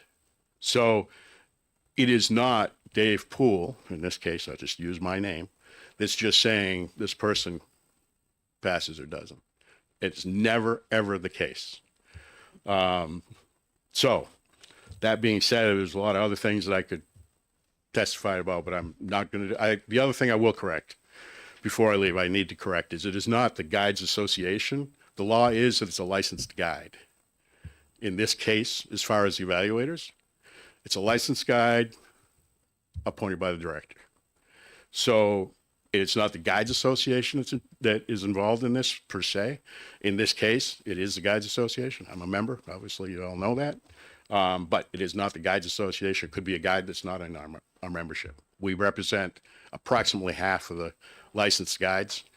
By the way, there are between 150 and 200 licensed guides in the state of New Hampshire at any given time.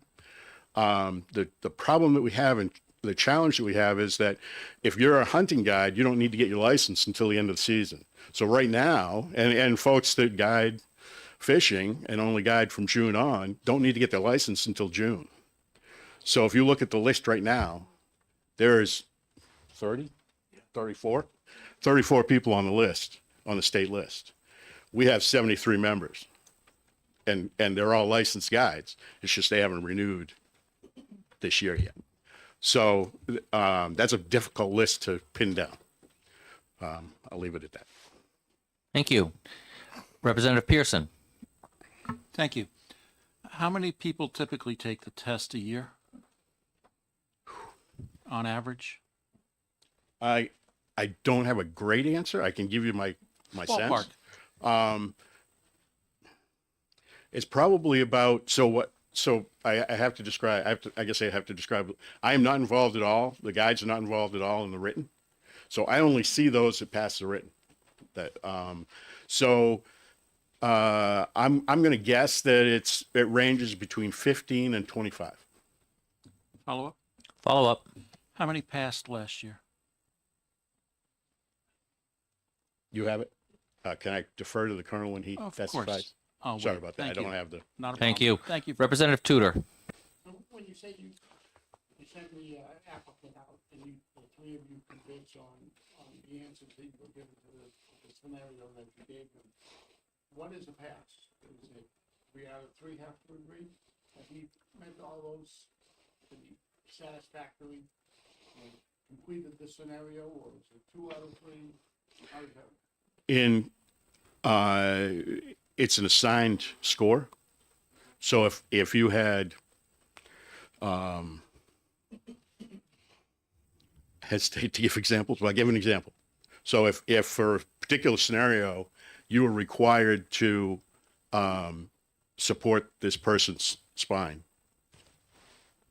because of a fall, or if you don't do that, there's a certain score that, unlike what you've been told in the past, that we just arbitrarily assign scores, that is not the case. I have a list of scores, and for that answer, there is a score. So we would give, if you didn't do it, it'd be a 0. If you did it correctly, it would be 15, and there are maneuvers in between. So Follow up. I guess I'd like to know what the school pass score is. And typically there are 4 or 5 categories that you're putting at 15 or 20 or whatever it is on? well, if it was 15, it's, I can't say that it's typical. Because for instance, if there are things like, they're called critical criteria. For those of us that have been EMTs, or so I'll tell you, in the EMT world, if you don't put your gloves on, you can be the best medic in the world, you fail.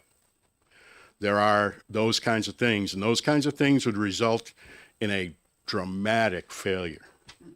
There are not a lot of them, but they would result either in the death of your client, serious injury to your client, further injury, or an inability to remove yourself from the woods and your client. One more. At the end, there's the 2 conservation officers and the guy. They all have this piece of paper with those scores on it. Is each one tallying all up individually, or how does that work? Do you come up with your final score and say, yeah, you made it? To be honest with you, sir, they're very close typically, because we're all, number one, the correct answer, the correct response is listed. So there's not a lot of motion. I will give you an example. So in one of we don't use the test anymore.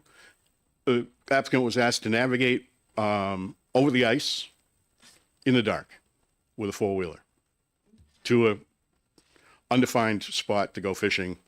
Well, it's defined by latitude, longitude.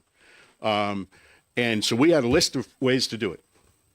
This applicant came in, it was 2 or 3 years ago, came in and said, so I'm going to set up, and I'm actually going to use my odometer to get a distance. I have a specific distance. They determine the correct distance, and I'm going to use the stars.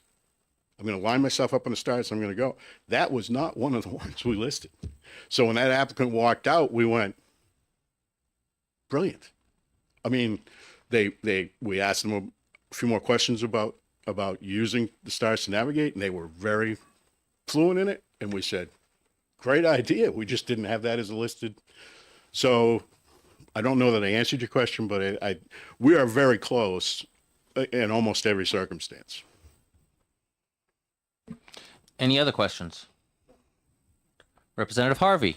So the question was asked, is there more than one way to solve a problem? I'm hearing you say that you can find more than one way to solve that problem, even more than one way to solve the problem and still get that top score of 15. Am I understanding that correctly? That person got all the scores for that navigational effort. Okay. They got whatever was available, because it's really about getting to that end. I will tell you that there are some hard and fast rules. If you pick up your compass and we give you direction to go and you go the opposite way, you're not a guide. Period. It's just not going to happen. So there are hard and fast rules. Representative Lovett? Thank you, Mr. Chair. The one thing that I keep thinking about is the sort of the post-failure set of maneuvers when somebody fails, which is no comment. Right. A hand point, and that's it. Can you help me understand how somebody who's trying 5 years to become a guide, what happens generally, not even somebody who's been trying 5 years, but what happens when people fail the first time, the oral test? Right. So we've struggled with this. We all of us, Fish and Game, and when we started this, we were giving people the general categories that they're failing in. So we have a navigational exercise, and you failed this evolution with a compass. Well, what we've done is we've given away the test.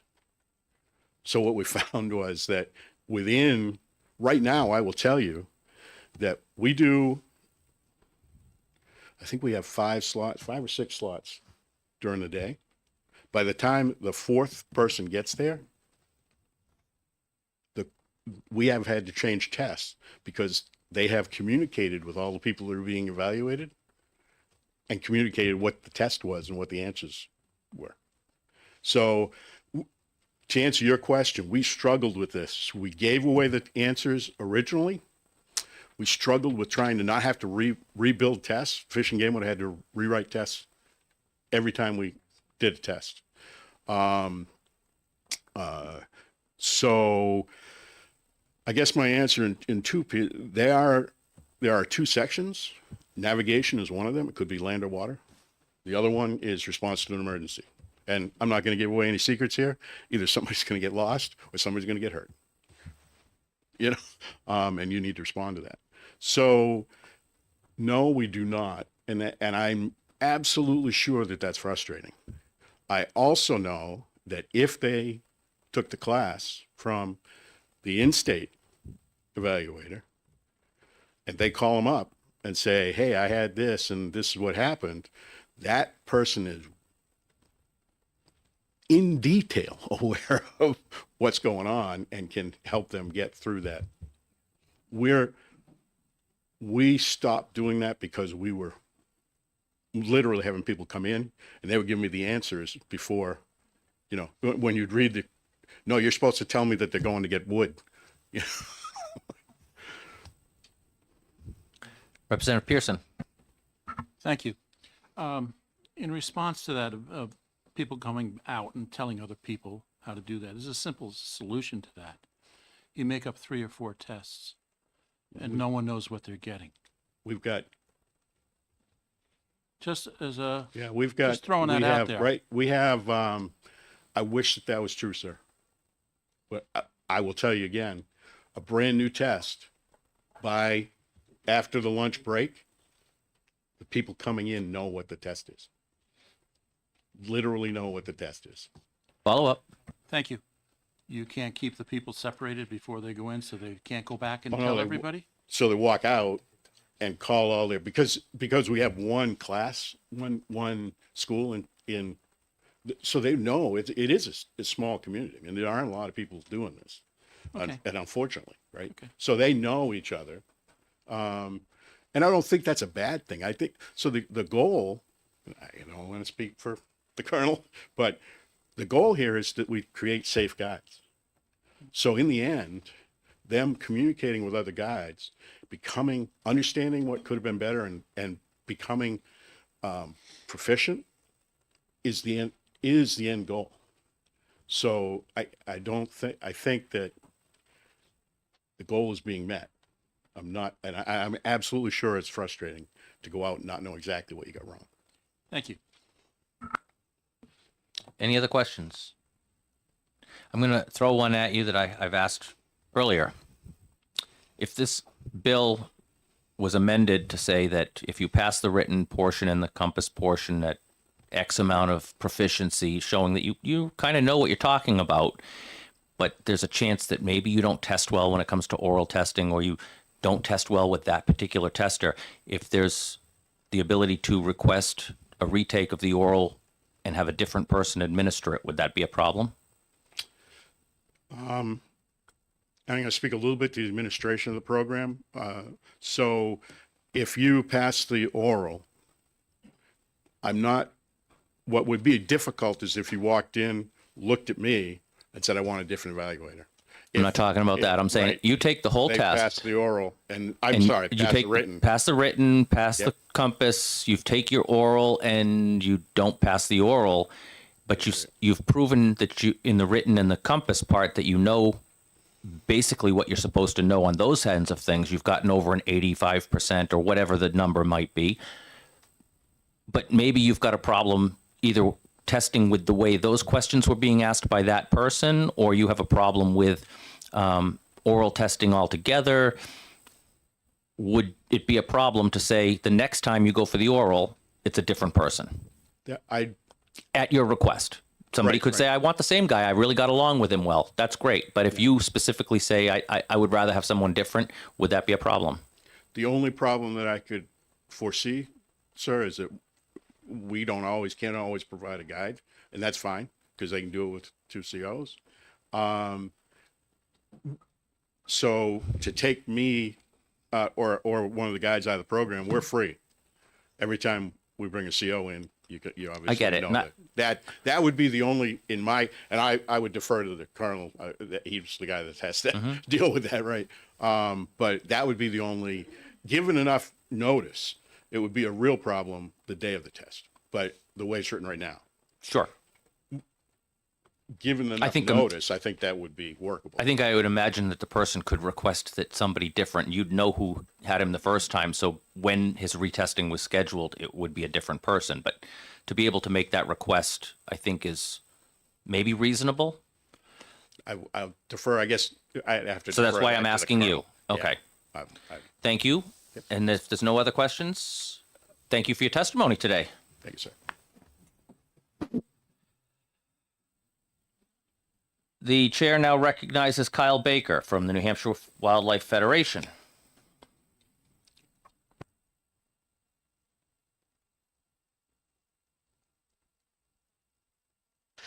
All right. Good afternoon. My name is Kyle Baker. I work with the law firm Rathyoung and Pignatelli here in Concord, and I'm here on behalf of the New Hampshire Wildlife Federation. New Hampshire Wildlife Federation is a 93-year-old nonprofit that advocates for hunting, fishing, trapping, as well as the access to and protection of land for traditional recreation. We're here in respectful opposition to the bill. We have an affiliated membership of over 50,000 sportsmen and women across the state of New Hampshire. I'll be very brief. There's not much I can add to what Mr. Poole just said, but we see the biggest concern is obviously always safety. The program now continues to work. As you heard, there's already not enough guides out there. We would welcome more into the system, but again, safety of those that are hiring guides is the most important part to us. 2 years ago, Business and Economic Affairs Office here in New Hampshire listed hunting and fishing as one of the top drivers of recreation and tourism tax dollars into the state of New Hampshire. And we wouldn't want to do anything that puts that at risk. The Wildlife Federation does get calls from individuals from outside New Hampshire looking to get access to guides, recommendations of guides and who to hire. And it's not always that we're successfully able to match them up, just currently based on the lack of availability to guides. So we see the current process works in ensuring that we have the best guides working out in the field. Happy to take questions. Thank you. Does anybody have any questions? Representative Harvey, no questions? Okay.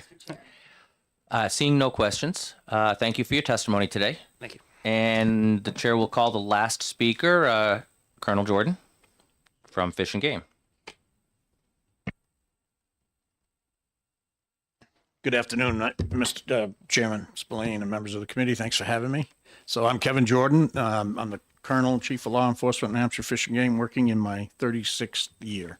So I've either got to quit soon or get a longer forearm, one of the two. So, for the stripes. So let me just quickly, because there is a lot of confusion. I'm kind of surprised that there's so much confusion because the program has been up and running and been very successful. I was very pleased today to hear the representative sent out a survey and that licensed guides are happy with this, because that was part of the goal too. I didn't want to discourage people from becoming guides. We just wanted to go a lot further to make sure they were safe. So in the old days in New Hampshire and many other states, when you compare guides across the country, you need to be very careful about looking closely at how they're regulated, because they're very different in some states. The state of Vermont really does nothing with guides. The state of Maine gets into the fees that they charge. New Hampshire, I like to think of us as just about in the middle of that. We do regulate them. We don't get into their business lives. That's none of our business. But we do regulate them, and we regulate them because we want them to be safe. And I'll get into that in a moment. But the way it's done today is, in the old days, you took a written exam. It was the same written exam for 15 years. The same exact questions for hunting and fishing. And if you passed that written exam, we turned you loose. When I look back on those days, I shudder that we didn't have a problem. It really didn't test the ability of anybody. People could literally test or study for the test and pass it and know very little about what they were about to embark on. So we began to address this a number of years ago, and what we moved it to is a written exam created by the field of game wardens, came up with questions. I asked my staff to come up with various questions. It was great. They all came up with different ones, and we created a bank in a database where we can draw a random test. Every time I ask for a hunting guides test, it will be a little bit different, or a fishing guides test. So that's the written part of that. We administer that, we being the law enforcement division.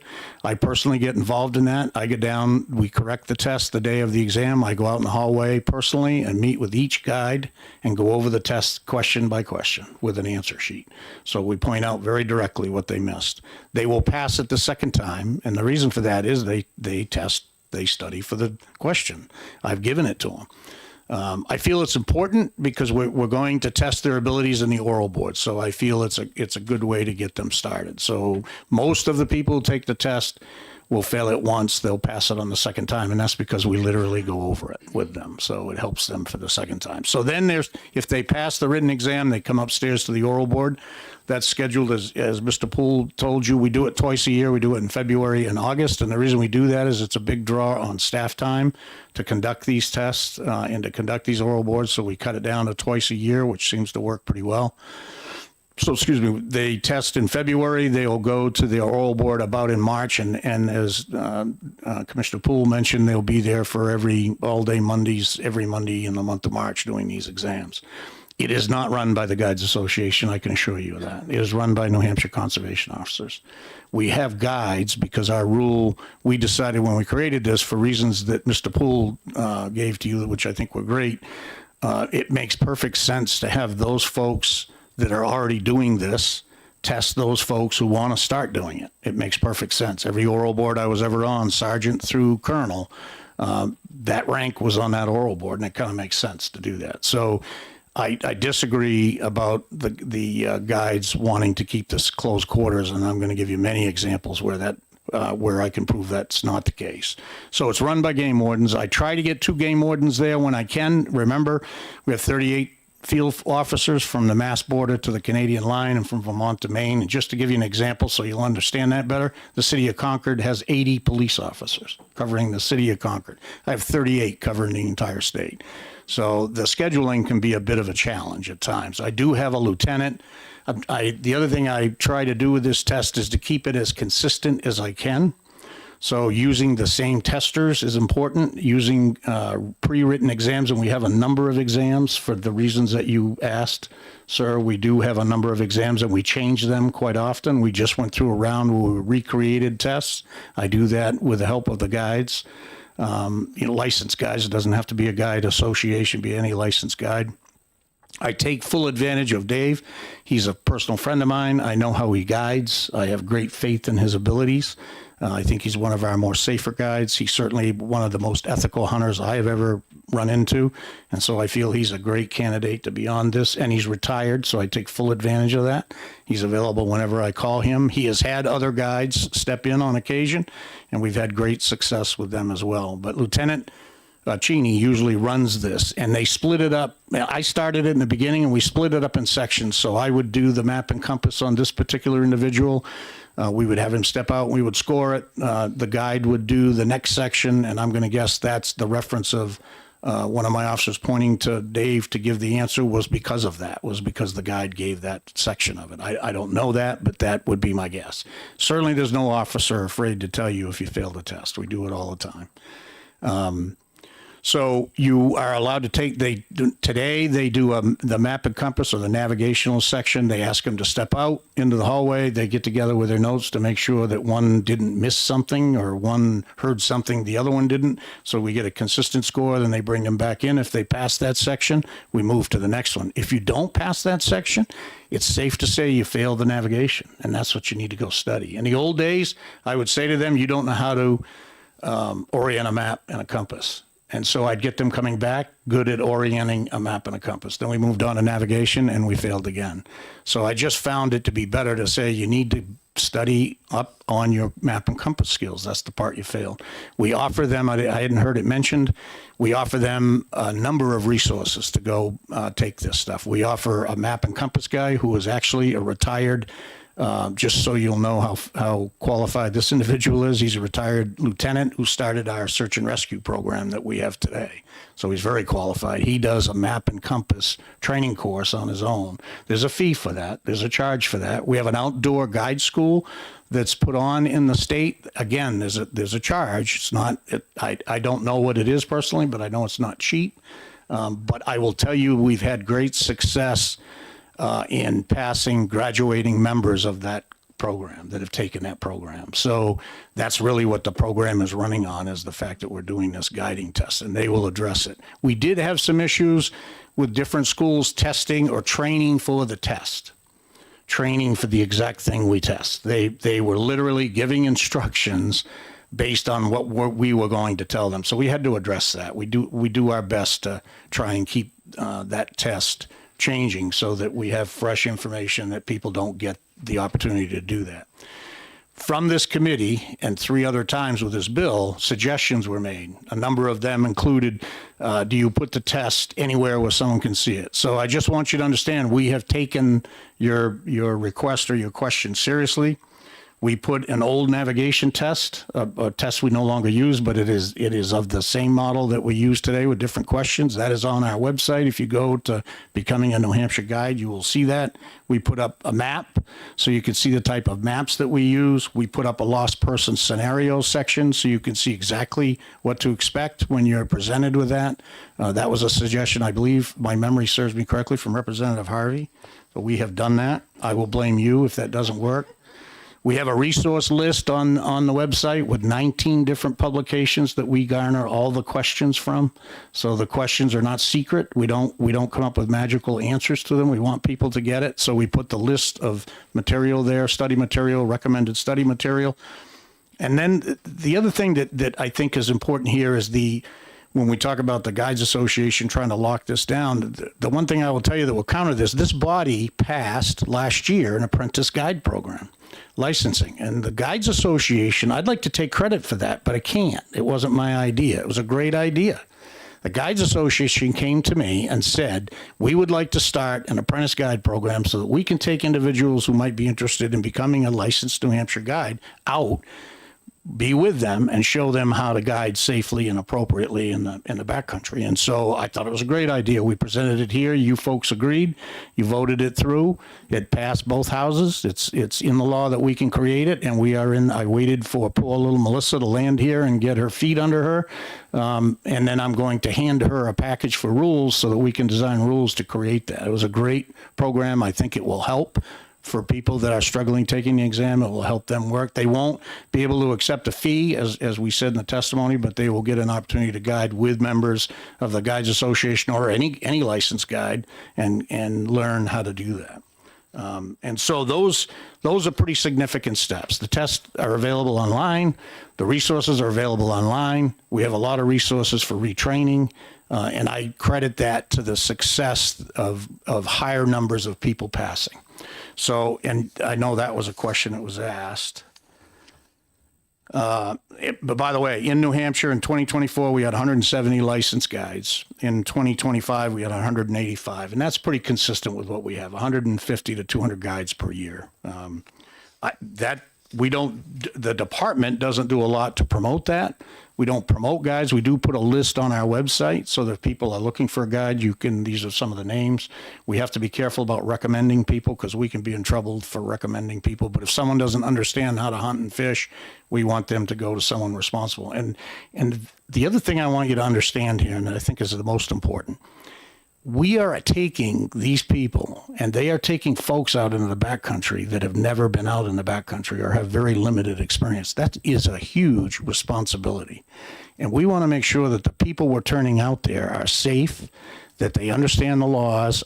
Their hunting abilities matters nothing to me. I don't care if they're good at hunting deer. What I care about, are you good at getting someone out, keeping them out of trouble, and making sure if they have a heart attack that you're going to be able to address that before we get there. And believe me, I could sit here all day and list instances where that's happened. What I can never list for you is a single time, not one time, New Hampshire Fish and Game has responded for a search and rescue for a guided hunt in New Hampshire. That's never happened in my 36-year career. And there's a reason for that. I think it's because we're making sure that we're turning out people who are capable to do it. I think that's important. It's not to teach people to hunt and fish. It's to teach them to get people out safely and get them returned. That's the key. It varies each year. In 2020, I looked at this morning, and the records are difficult because as Dave explained, the licenses come in at different times. But we're testing 40 to 50 people each year, oral and written exam. And we are at about an 81% pass rate. So we've come up a ways. We were at 70 for a very long time. And I think the reason that it has increased is people are beginning to understand it. They're studying and preparing better when they come to us, and I think we're having a higher success rate. If they fail the oral board, if they pass the written test, they fail the oral board, we offer them another oral board within 60 days. If they fail that second oral board, they have to wait a year to come back. And we had to do that in the beginning because we were backing people up and I couldn't get new people in for testing. So we do it in that fashion, and that seems to be working pretty well. So I think we're very accommodating to them. And I don't want to run on, but I think those are the key points. Thank you. Any questions? Representative DeVito? Hi, Colonel. Hey, how are you? Great. How are you? Good, thanks. Thank you for taking my question. So Yes. what I heard is you have between 40 and 50 people a year that take the test, and roughly 15 people actually pass it. No, I didn't say that, did I? Yeah. I heard the percentage, but I thought you Yes. said you had 15 people, because what you gave us is the number of guides in 2024 was 170, and then in 2025 there was 185. So that leaves 15 people, 15 new guides in that year. No, remember that number of guides could be guys renewing their licenses. okay, So those are not new guides. Perfect. I found out this morning, we don't have a real great way to track brand new guides. So Okay. what I'm giving you are people that are, including people like Dave Poole, that are renewing their licenses. Right. So that's Okay. what we're averaging. Okay. Sorry about Perfect. that. Nope. I just wanted some clarification on that. Representative Khan, you still have a question? Thank you, Mr. Chairman. Thank you, Colonel Yes, Jordan, sir. for taking my question. Sure. So 81% or 80% is a very high number, It the is. success rate. Do you think that whatever reason we are getting this bill every year, do you think that instead of 2 times oral, if we put 3 times, is going to resolve this issue? I don't know that it's going to resolve it. I think I'm open for anything you suggest. I don't know that 3 times will resolve it. I think the fact is, it's not. I will tell you, that it is not an easy exam. Was not made to be easy. It was made to test knowledge. And I tell people when they come to me, if you come into this test cold and you don't go to the guide school, or you don't take some of these resources or do some of this training, you're not going to pass it. And I've seen it time, and I have been proven wrong on a couple of occasions. I've had some people who've been able to do it, but most of the time, people have required some extra training to pass it. So we recommend that they do that. Follow up, Mr. Chairman. Follow up. Colonel Jordan, all the great work you, our man and woman, works in your department. And thank you. Can you tell us that this one is not any problem? This is not your. It bothers me that, frankly, I think it's working well. I don't want it messed with. I think it's a good system. It bothers me if I have people that can't pass it. I don't like that. That's not the goal of the program. The goal of the program was not to wash people out. The goal of the program was to get everybody up to that standard so that we have professional guides that we can count on. I would be open to doing anything to help them do that. My recommendation to them would be to attend a guide school. Go to a guide school, spend the money. It's not cheap, but it will help them tremendously to get through this program. We're always going to have people in any test we give. We're always going to have some people who fail it. And that's unfortunate, but we are certainly open and willing to do whatever it takes to get them through it within reason. It bothers me that we have some that can't. And I think that's why it comes back, is we have a couple people who have not been able to get through it. And so they think it should change. I disagree with that. That's the wrong reasons to change our system. Thank you. Any other questions? I'll ask you the same question. Yes, sir. I asked I've been others. waiting for it. All right. Go ahead. Would you have any problem at all if this was amended to say that if you pass with a certain grade level out of the written portion and you fail that oral portion, that when you retest, you could have a different person give you that test? So two things. One, if we do that, I would prefer we do it in rule because the rest of it is in rule. That gives me the ability to adjust it if we find a problem later. The other issue I have with it is we would have to put how many times would we do that? We'd have to put a limit on that.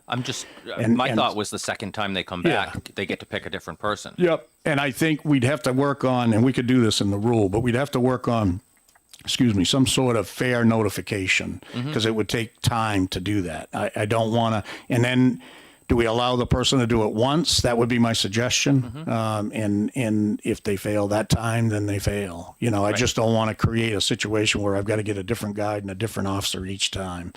No, based on all of the testimony today, it seems like a reasonable way forward. If we do it in rule, we limit how many times they do it, or give me the ability to do that, to limit it. Well, in currently rule. you already say one more time in 60 days, correct? We do. Yes, we do. So if it said one more time in 60 days and you have the right to request a different person. That one time. Yep. Yep. I would not be against that. I just feel like rule would be a better way to do it. So if we have a problem, we could adjust it quicker and easier. The rest of the entire program is set up in rule. And one thing I did want to say is I don't know if I said it.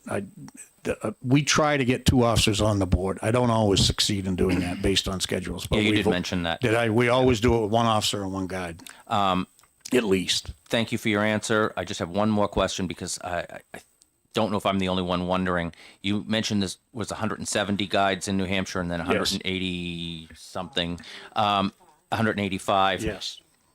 Is that combined hunting and fishing? Yes. Is that so? That's combined hunting and fishing. When somebody gets a guide license in New Hampshire, do they have the ability to do both? No, they have to be licensed for both. So we have some guides that are licensed for both. We have some hunting guides and we have some fishing guides. Okay, thank you. And then just so you know, I don't know if anyone is interested. Our fees for that, non-resident and residents, $100. Over 65 residents get it for $5. That's just the administrative cost for printing the license. So that's the fees. Thank you. Any other questions? Representative Khan. I forgot, Colonel Jordan. Yes, sir. Thank you, Mr. Chairman. I just wanted to know that just say that I am, should I say hiring a guide for hunting, what is their fee So that varies depending on the guide. Guides get, generally speaking, they're in the same ballpark, but it depends on whether you're going for a grouse hunt using a dog. If you're getting guidance from a guide in a moose hunt on maybe where to go, but he's not going to go with you. He's going to tell you where he knows there's a decent bull. That'll be a smaller fee. Or if you, some guides will take you on a hunt and they'll house you and feed you while they're doing that. Or fishing guides will take you down a river and they'll provide lunch at a certain stop. So depending on what services are provided, those fees can vary. They can vary. I've heard of fees from $500 to $1,500, $2,500, depending on what you're doing. And the guys behind me may tell you there's some lower than that, but that's about. There's no set fee. The guides do that on their own. New Hampshire, we don't regulate that. Thank you. Any other questions? Seeing none, thank you for your testimony today. Thank you, sir. And is there anybody in the audience who has wanted to testify and has not turned in a pink card and had the opportunity? Not seeing any, I'm going to close the hearing on HB 1304. And we are well past the start of the next bill, but I know that the prime sponsor stepped outside. So if somebody would like to see if he's in the hallway.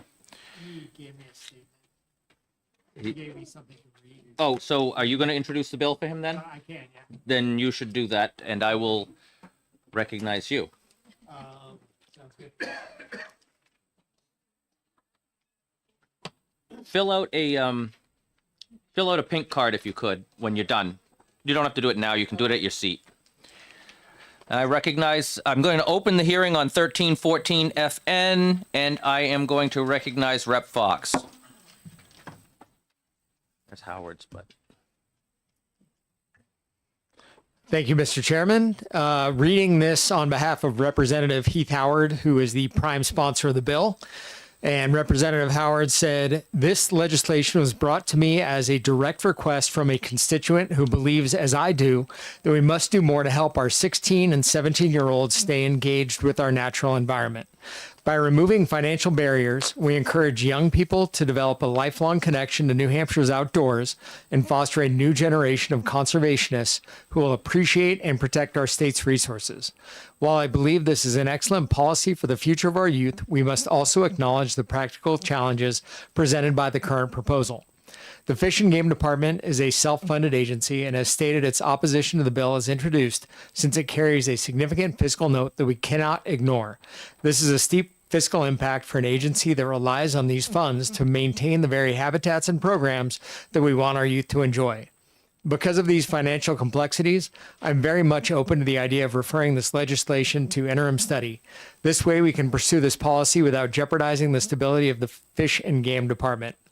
I remain committed to the spirit of this constituent request, but we need to consider the whole so we can find a sustainable way to make fishing more accessible for the next generation of Granite Staters." Thank you. And since you're reading it for somebody else, I'm going to assume there's no questions. You assume correctly. Grab a pink card on your way back to your seat. Thank you so much. The chair now recognizes Kyle Baker from the New Hampshire Wildlife Federation.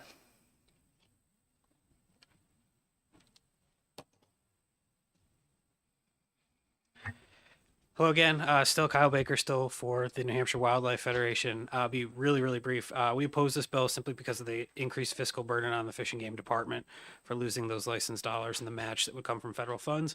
We do want to thank the sponsor for bringing forward to start conversations about how to get fishing poles in kids' hands as early as possible. It's going to take many shots on goal in order to find a sustainable financial source for the department to continue to do all the great work that we heard about today. I look forward to continuing to be a resource for any potential conversations around increasing access. I will say that New Hampshire Wildlife Federation does help sponsor Let's Go Fishing programs. I've been to a number of schools every year, helping get kids access and oftentimes providing licenses at no charge or helping them access licenses. It takes more than just getting a kid a license. It takes mentorship and continuing to take that kid fishing in order to keep them involved and active in the sport. But again, happy to continue to be a resource as we continue to have conversations about long-term financing solutions. Thank you. I assume you'll take a question if somebody has one. Happy to. Anybody got a question? Seeing none, thank you. Chair now recognizes Melissa Nemeth, Fish and Game. Our new liaison, by the way, if nobody's... Good afternoon. Thank you, Mr. Chairman, members of the committee. Again, for the record, Melissa Nemeth, Legal and Legislative Liaison for the Department of Fish and Game. And the two people who have spoken before me articulated a lot of the department's and the commission's concerns. And really, it's not so much the policy, of course, that the agency or the commission has issues with. The more people that are out there enjoying the resource and fishing, the better for all of the mission that we have. However, it comes down to a financial challenge, and many of the challenges were pointed out in the fiscal note worksheet. Not only the loss of revenue that would create, but also increased expenditures for, how do you administer this? How do you create a new type of license?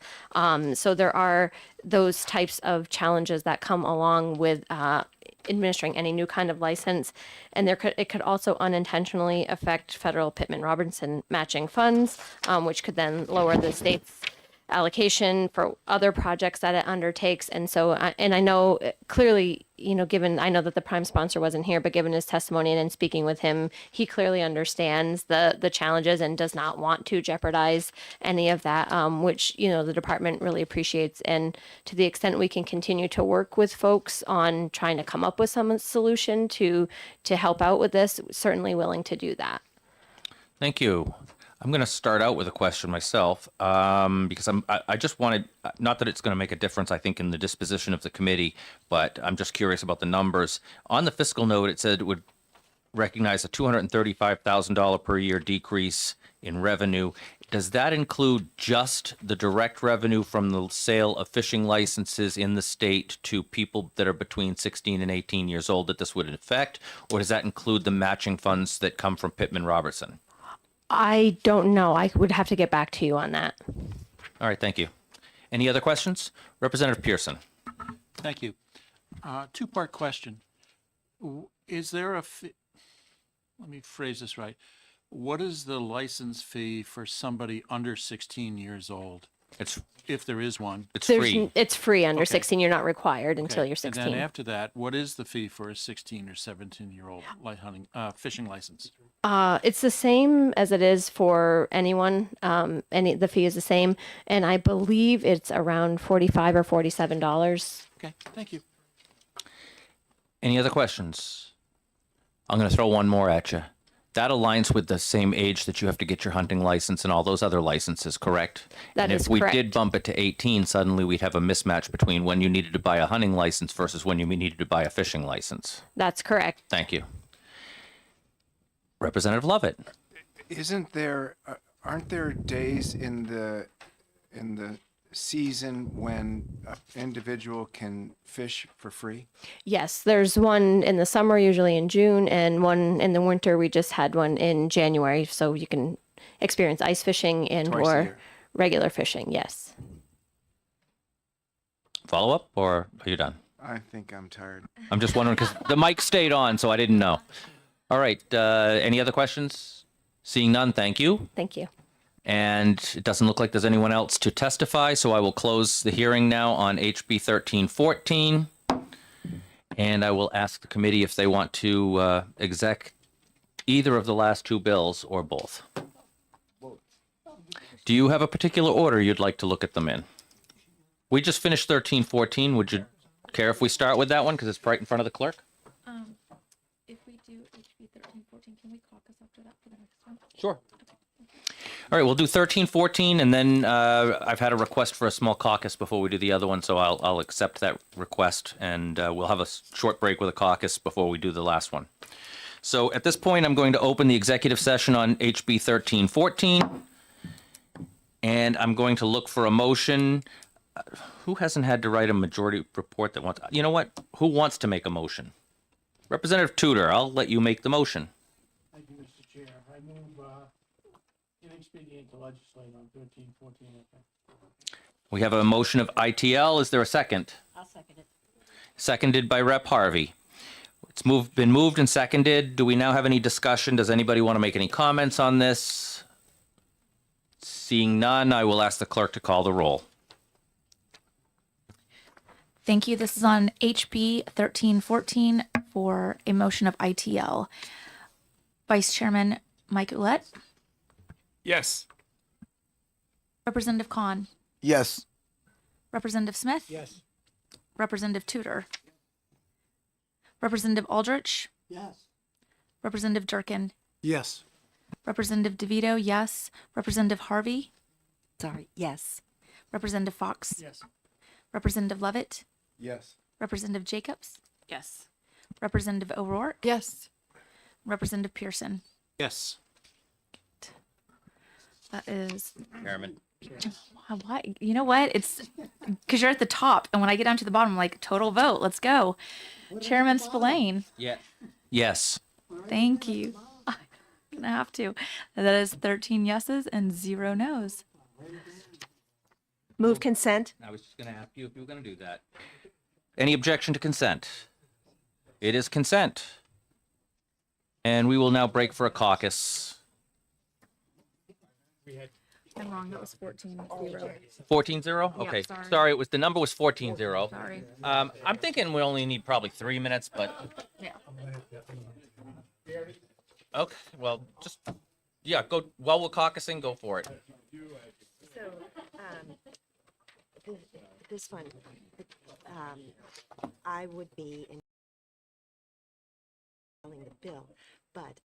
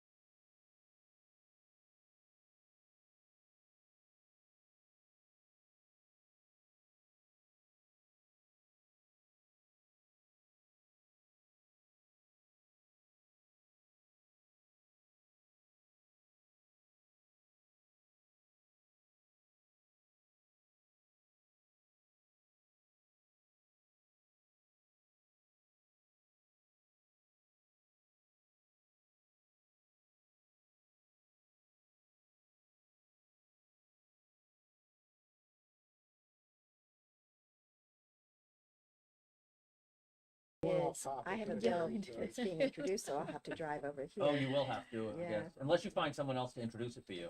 I've done that in the past. And we just had Fox do it. Yeah.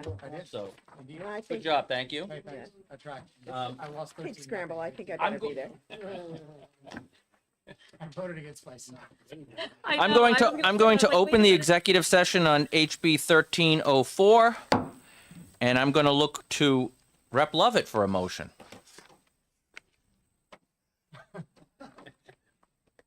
Thank you, Mr. Chair. I move that we vote this inexpedient to legislate, and I'm looking to my comrade, and I'll leave it at that. I'll look for a second. And I would second that. Okay, it's been moved and seconded. There will be discussion on this while we're discussing the exec, because I'm going to take this moment to direct Fish and Game to please pursue putting a change into rules that will allow a person who has passed the written test at a 85. a level of like 85% or more, so that it shows that they are proficient enough to know all of the material, but they fail the oral session, to have their next one retake that they get to have to request a different person to give that to them. You're still on clear, can I ask you a question? Go for it. They don't get it that person, so they have to fail, they have to have, the requirements would be 85% on the written exam. Yeah. They have to fail the oral board. And when they request the retake, It would be because they failed the. because they failed the oral. And we're gonna let them do that once? And it's currently once, we just keep it once, but we say, if you want to have a different person, Does that make once a year? Because it's once. they get to take it once within 60 days, and then if they fail it the second time, they have to wait a year, correct? But my question is that you get that request One time. Every year. That's what I'm getting. Okay. If they take it again the next year and they fail, they could get a second oral board request in 60 days, correct? Currently? The next year. The next year. So every year it would just start over again. You get On your second, on your second try, you could say, you request I- a new tester. I would prefer to have somebody different. Thank you. Yes, we're in discussion, and I will recognize you to add to the discussion. Representative Harvey, go for it. So this is just a clarification question too, and maybe I didn't understand. So there's the written part, but then there's the maps and the orientation part, and then there's the oral parts? No, okay. The bad cop. So Okay. there's a written exam, and then the oral navigation, the oral board consists of navigational. Okay. On land, map and compass, on water navigational charts, and then the safety or search and rescue and the lost person. So there's only really two parts to a written and an oral. There's not a middle. Okay, then, okay, good. Correct. So if I understand, they have to get 85% or at least On the written. and then fail the oral board. Yes. And I then they mean- could request a different person. Right. Yes. That's our record. And you can set the amount of time needed to make sure it was a different person. Maybe it's not 60 days anymore. Maybe it's 90 days now. I don't know. That's up to you guys. But I think that's fair. It's a compromise that shows that we've heard the issue and that the committee is not just, ignoring a potential situation that we could make better. Representative Ouellette. Just to clarify, Colonel Jordan, we expect it to make sure that this does get into rules. And I will tell you that if it doesn't, I will bring this back myself next year. Thank you. Representative Khan. Well, unless it's, the only thing I'll throw in, I don't always have control over what passes on administrative rule, but we will. We want the proposal in the rules. We Yes. will propose to move before scared. We will propose to move forward, something goes sideways. We will. Thank you, Mr. Chairman. I'm just wondering, Mr. Chairman, that because all the discussion we are doing, the mic is not on from the Colonel Jordan. Is it okay? We're in executive session and we're just asking questions from an expert. They're not actually testifying. As long we have on the record, that's what I'm looking. They're not, yes. Thank you. During executive session, we don't take testimony from the public, but we can ask questions to clarify our own committee if we need to. And that is what we just did. And they don't have to come to the table or anything for that. And basically, we as a committee gave direction to the department of something we expect. Is there any more discussion on this? Seeing none, I'm going to ask the clerk to call the roll. Thank you. This is on Bill 1304 with a motion of ITL. Vice Chairman Ouellette, Yes.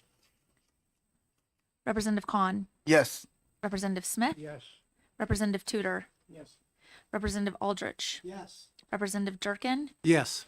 Representative DeVito, yes. Representative Harvey, Yes. Representative Fox, Yes. Representative Lovett, Yes. Representative Jacobs, Yes. Representative O'Rourke, Yes. Representative Pearson, Yes. and Chairman Spillane. Yes. Fantastic. That's 14 yeses, 0 nos. Move consent.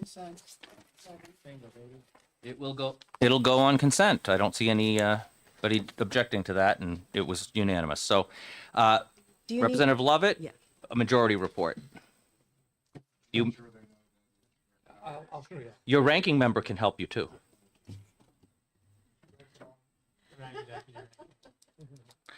I tried my best to spread around, instead of coming to you for the motion and making you write another report, to give it to somebody else and let them have the pleasure of trying to write a majority report. And I highly appreciate it, and it's a teaching moment. Thank you. You're very welcome. And with that, I believe we are done for the day. So I'm going to adjourn committee. There's nothing we haven't exec that we heard today, with the exception of 1199, which we can't because we have the non-germane amendment next week on February 3rd in Reps Hall. Don't come here. 10 o'clock, Reps Hall. As chairman, I'm going to be reaching out to Aaron in the speaker's office and make sure that he knows that we will need parking. And I assume that anybody who's parks in Store Street will still be Store Street, and those of us who had parking relocated for session days may be in a different spot, but they're not going to close the road off for some of us like they would on a session day. So he's going to have to help me find a spot for my truck and help you find one for your truck, etc. Do we need to take these or no? No, those stay here. You can. You all have drawers upstairs in the back area. The chairs and vice chairs have drawers here in the chairs and vice chairs office, but everybody else, that back corner upstairs has cabinets and drawers with your name on them. So if you want to put any of your papers in there, you can. But since you're not coming here again next week, I would suggest taking it home. What did you have? Representative Aldrich had something. Ah, okay. I have a handicap parking spot. Will that still be available? Maybe you should ask Aaron about that. I'll have to make a note to make sure I ask about that. Yeah, I know it's for session. day. Mileage will. Did you do the caucus, the kiosk here in the entrance? Yeah, you walked right by it. It's by the security guard. So you just, it doesn't matter what time of the day you're here that you punch it in. Just punch it in on your way out. Anybody who hasn't done the mileage, punch it in. Tomorrow, next week, when we're in Reps Hall, the mileage will be from your home to Reps Hall, not your home to here, because you're going to Reps Hall. If, like Representative Harvey, you have any bills being introduced, you may want to find somebody else to introduce it for you, since it's probably being introduced here and you're going to be all the way over there. That would be beneficial to you. Yes, Representative. Why are we in Reps Hall next week? Because we have CACR 15, the constitutional amendment to allow hunting and fishing, and that's expected to draw a huge crowd. And for overflow huge crowds, we try to put them in Reps Hall. So if you look at the agenda, we've got 3 bills in the morning. We've got the non-germane amendment. We're going to break for lunch. And then we've got the CACR 15 from 1 o'clock, 2 o'clock, right? 2 o'clock, the rest of the day. So as long as it takes. How long would you figure? I have no way of knowing because I don't know how many people are going to want to talk on it. I'm guessing certain groups are going to come out against it and certain groups are going to come out for it. And we're going to have a lot of people there that are going to want to speak on it. So it's going to be probably a long hearing. I can tell you the coyote bill went until between 5 and 6 o'clock. We, if you don't think you're going to be able to make it, we're going to want to substitute because we're going to exec as many of those 3 bills. We're not going to exec the CACR because as a request from the ranking member, she would like time for us to consider it. So we will be calling at least one more committee day to exec. If it's just for the CACR, I may just have us do a lunch over a session day and meet in the room so we don't have to make mileage happen for one bill. Save the state some money. But if we can exec everything else that day, we will, and we definitely have to exec that non-germane amendment because it's an early bill and has to go over Ways and Means or Finance. I'm going to go ahead and ask about all the parking. Are there any other concerns about the next week that anybody wants to ask about before we go? Okay, thank you everyone for a great day. I hope everybody enjoyed the continuing education. And we've put in our request for a field trip. I think we're doing good.